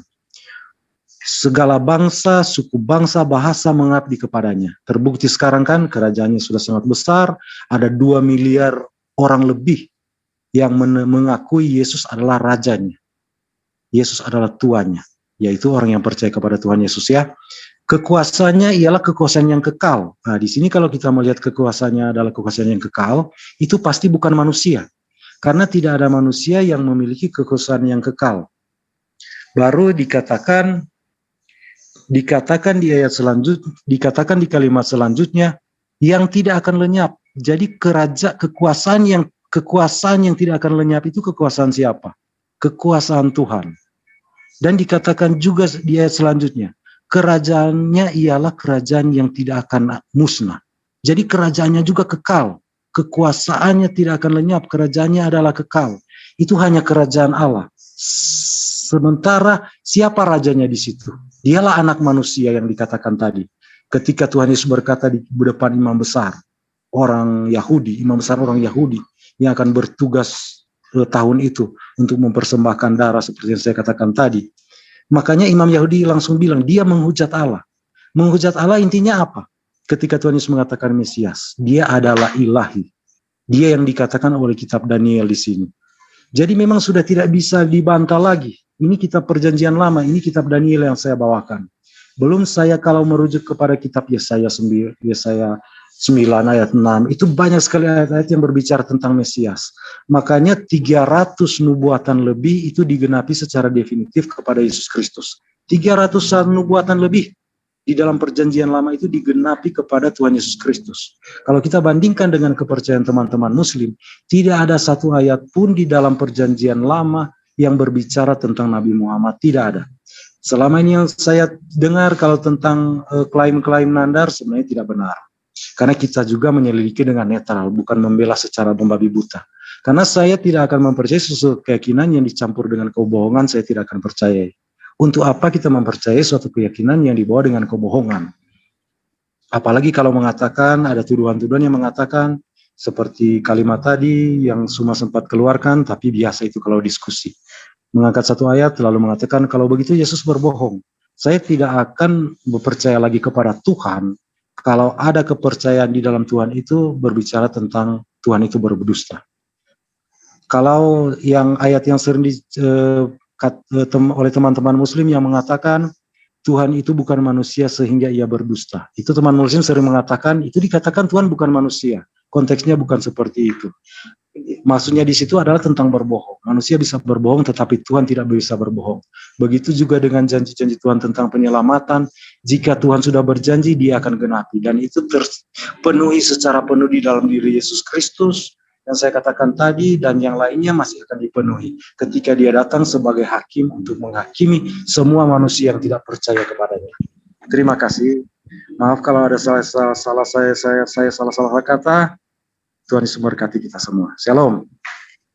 Oke, shalom. Oke, terima kasih untuk Bang Rantai Perak, Bang Suma atas waktunya, dan menurut saya diskusi hari ini adalah diskusi yang sangat luar biasa. Dinta Josel, ya, boleh usul nanti minta waktu Saudara Rantai Perak kita bahas tentang nubuatan? Oh, boleh. Kapan ada waktunya beliau? Kapan ada waktu Bang Rantai Perak untuk membicarakan tentang nubuatan? Iya, mungkin sediakan waktu, tapi jangan dekat ini ya. Karena Oke. Mungkin bisa meninggalkan nomor telepon di sini atau gimana, tidak masalah. Jadi akan coba tinggalkan nomornya saja Bang Rantai Perak. Ya, saya punya channel, Rantai Perak Channel. Rantai Perak Channel. Jadi kalau misalkan seandainya ada nomornya, that is more better, dan mungkin lebih enak untuk membahas tentang nubuatan ya. Iya, jadi kalaupun masuk di sini juga Bang Rantai Perak, silakan di live-kan juga channelnya sekalian. Boleh, don't worry. Iya. Ya, ini sudah saya live-kan ya. Oh, mungkin nanti saya download saja ya. Iya. Jadi nomornya bisa di direct message saja untuk boleh.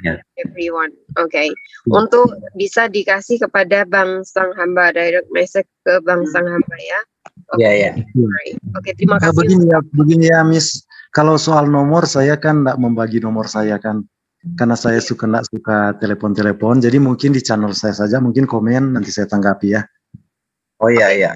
Ini Bang, kalau misalkan menaruh nomor Bang Rantai Perak untuk di direct message ke Bang Sang Hamba. Ya, biar enggak ini, cuman saya aja yang tahu. Saya seperti itu gitu loh. Jadi misalkan seandainya Bang Sang Hamba tidak mau, nanti bisa yang lain menghubungi untuk waktunya ya. Oke. Thank you so much untuk waktunya Bang Rantai Perak dan Bang Zuma. Kedua narasumber ini sangat luar biasa dengan menurut saya ini adalah yang sangat luar biasa. Untuk Bang Tiga, tolong mute sebentar. Oke. Mungkin bisa kita ketemu lain waktu untuk Bang Rantai Perak, dan saya maaf saya memperhatikan dari that is your profile ya. Your profile Jesus it's Lord. But you must be knowing that if Jesus is not the God, but it's just the Lord. You must be knowing God and the Lord, that is different words and different too, because it's God and Lord that is different. Oke, terima kasih untuk semuanya.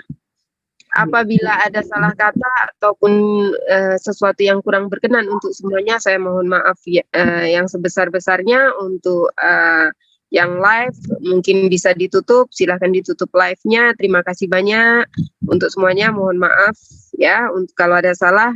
Wassalamualaikum warahmatullahi wabarakatuh. Waalaikumsalam warahmatullahi wabarakatuh. Jadi yang live bisa tutup dulu. Untuk selanjutnya Ukti Josel bisa menawarkan, mungkin masih ada teman-teman kita yang dari kekristenan, mungkin ada yang mau dialog dan memilih lawan diskusinya siapa, boleh. Oke, untuk saudara siapapun yang ingin berdiskusi bisa memilih lawan diskusi sendiri di sini, siapapun boleh dipilih. Silakan. Untuk saudara